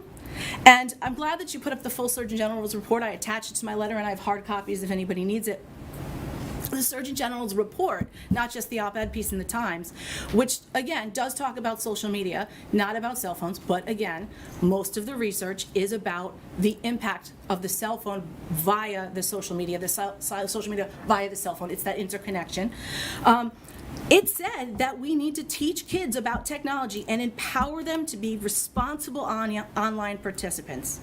It talked about the mental health concerns connected to social media that stem from content exposure and the excessive and problematic use. Again, I'm not saying we should be letting kids use social media or phones in school absent an emergency. But I will tell you that the access on those school Chromebooks, very excited for you to be here. It's too much. I know that it was said tonight, well, but they can't get to social media, but they can get to YouTube. And they get sent to YouTube for school. And you know what happens? The next video auto loads. And the next video auto loads. And then the content changes and the next video auto loads. These kids have access on the Chromebooks to things they shouldn't be getting access on either. So having a policy where you put the phone under your desk, you put the phone in your bag, you don't touch that thing. It's got to be off. If it goes off, pretend you're in court. Ruth, you know, pretend you're in court. Your cell phone goes off. What happens? Whose cell phone is that? Thank you. Please bring it up to me. It will sit here. Bailiff, please take that. It's just as easy to do in a classroom. I understand you're teaching and it's disruptive, and I wouldn't take that away from you, because in every meeting you can check with the principals and the administration that I've been in every meeting, what can we do to support the teachers? But in this instance, there's other concerns that need to be addressed. There's also books. I put some quotes in my letter that I sent to you guys. There are some books that I've had parents come to me and say, why is this book in the library? We don't say, let's close the library, ban all the books. We teach them about what's right. We restrict access to certain things, and we work within what there is out there in the world. There was an article in the Washington Post. It was a question and answer with a research professor of psychology and neuroscience at Boston College and an anthropologist and professor at Utah State University that have been doing research on anxiety, depression, and mental illness in children. And when they were asked about, everyone wants to ban phones, is this the way to go? They actually said no, that it's very dangerous and it's going to lead us down a blind alley. If we try to treat devices and screens as a sort of monolithic phenomenon and then try to measure the impact, if you consider this as an anthropologist observing, watching the children's use of their screens, you'll find a great diversity, and I'm paraphrasing some of this, but it's quoted in the letter. One of the reasons we haven't found a smoking gun is because screens are used differently in many different contexts and many different ways. And the other member of this article, the other scientist, said, the fact is, the rise in anxiety and depression that it preceded cell phones. It's not just cell phones, it's not just social media. So yes, the interest group will provide you with all of the information that says that what they want to do is right. But there's other information out there, and there's other opinions out there, and a lot of people in this town have them. It was proven by your own what parents say, because while 45% of parents agree with the statement, which, by the way, was a very leading question, my child's cell phone use has negatively contributed to their mental well-being. If you add up the disagrees, it's 47%. And that's the same on the next two. Academic performance would improve, 41% of parents agree, 49.9% disagree. And 44.7% of parents agree with cell phone use has impacted their ability to engage meaningfully. 52.5% disagree with that. So you have to add up both sides to look at it universally. And as far as my child spends too much time on their cell phone, that wasn't restricted to in-school use. And a lot of parents whose kids have social media, not mine, but a lot of parents that do say that. And I see it when I coach other sports and things that I coach with. I see the kids on the phones and we make them put them away. But we make them put them away, and they do it.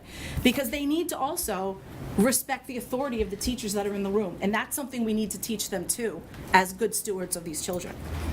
I will note that there's a typographical error in my letter, which I will correct for you for the FOIL purposes. But bullying doesn't just happen because of cell phones. It happens everywhere. We've had. I'm just going to ask because I know you. I'm very close. I'm very close. I'm very close, Ruth. Long night.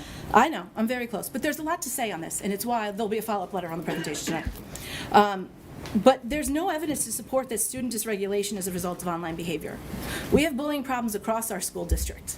We have bullying problems in Miller-Driscoll, ones that I will note, to my knowledge, Kathy Kuhn has done deft expert, compassionate work at resolving. So that's not in the letter, but I want to make sure that that is very clear because she is amazing.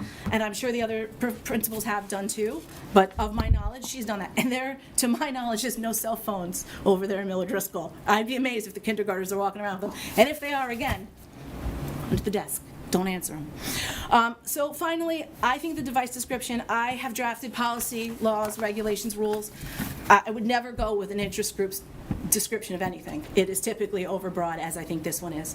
A cell phone, I am willing to say a cell phone that doesn't have no smart feature, just an old flip, you know, the kind you dialed, you had to press like 3 times if you wanted to text anybody. Let the kids have those. Let the kids have them. Probably many parents won't get them, but those that are concerned about safety will at least have that as an option. The kids aren't going to want to use them. We use it as a joke at one point with a child. They're like, here's no flip phone. They're like, what do I do with this? But I think you need to look at that description and allow old-fashioned flip phones.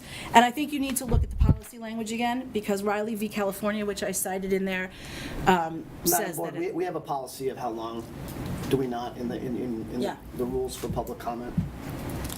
How much time is allotted to each speaker? I mean, I think with the children, you can give me 2 seconds to wrap up. This is a child issue. This isn't like a regular kind of any issue. This is kind of important. And considering that there's been very little meetings or discussions on it, I don't think letting me finish my last point is really unreasonable. I've cited the Riley v. California decision. I think that needs to be looked at with respect to the access that you are requesting in this policy to phones that are owned by parents also. They're owned by parents. So that's what I have to say for now. I will update it based on what I learned tonight. I'll also correct the typographical error, which was not made because I had 2 cell phones sitting face down on my desk while I did the research and all this. Thank you guys very much.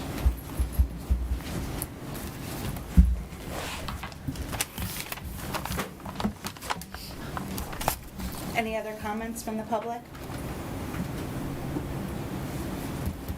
Hello. My name's Kevin Cleary. This is my first meeting. I'm a 27-year resident of Wilton, back into Wilton. My daughter just started kindergarten. Thank you, Principal Kuhn. She does not have a cell phone. But this is my first meeting, and since moving back to town 5 years ago, I always knew when my daughter started school, I would start coming to these meetings. I listened to some of the meetings during the pandemic, and I'm moved to just speak tonight after listening to some of the community residents on a couple key things, and I'll make this very brief. After graduating from Wilton, I went off to St. Bonaventure University in Western New York. Through that, I was involved in student government, RA, dealing with a lot of students coming in from high school, some of which were not prepared, like our students are from Wilton.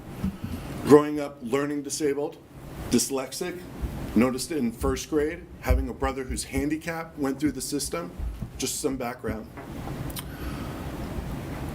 Later on, I became a Board of Trustee member at my alma mater, so I respect all the administrators and everything you do day in, day out, the board and the team here, because I understand what you go through, living through that life, obviously a little different.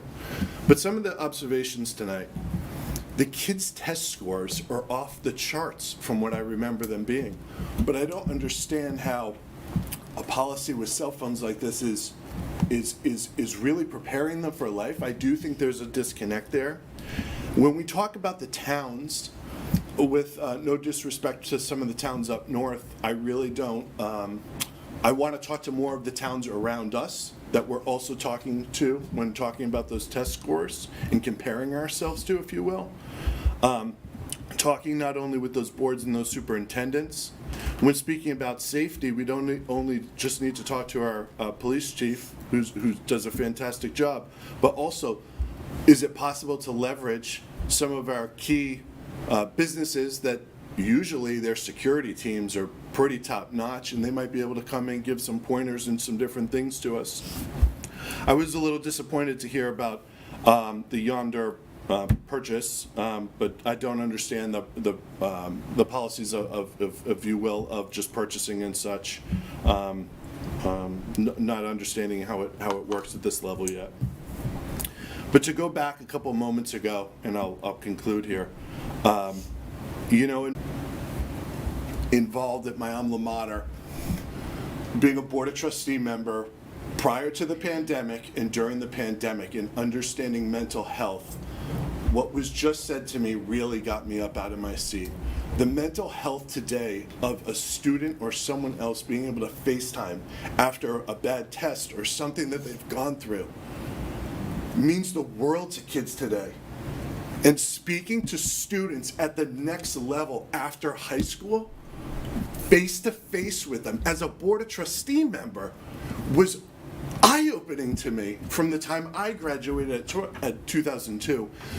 All I ask is that you really examine this and do not just push something through, because I really think, just like my time in my former life on the board, you need some time to really look at everything, not only with other superintendents, those other districts around us, bring in further experts and such. I think that's very important. And in knowing enough people in town and such, and getting to know some of the younger students and high school students and those off to college, that mental piece of having this secure with them, I think is really important. Obviously, the tragic acts of yesterday, what that must have meant to so many students and such. So that I appreciate the time today. I appreciate being back and allowing me to voice some thoughts and such this evening. I appreciate it. Thank you. And thank you for all of your service to the town of Wilton. Any other comments from the public?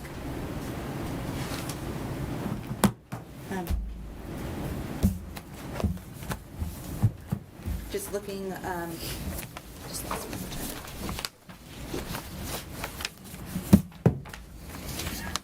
agenda. Just looking to future business, the next meeting is on September 19th, and then October 10th and October 24th. Meeting is adjourned at 10:21.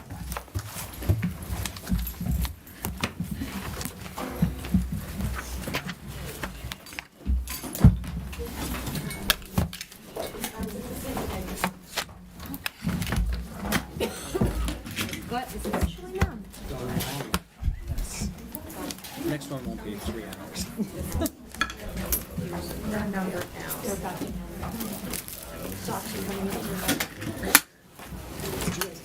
No, but I want, this is by school.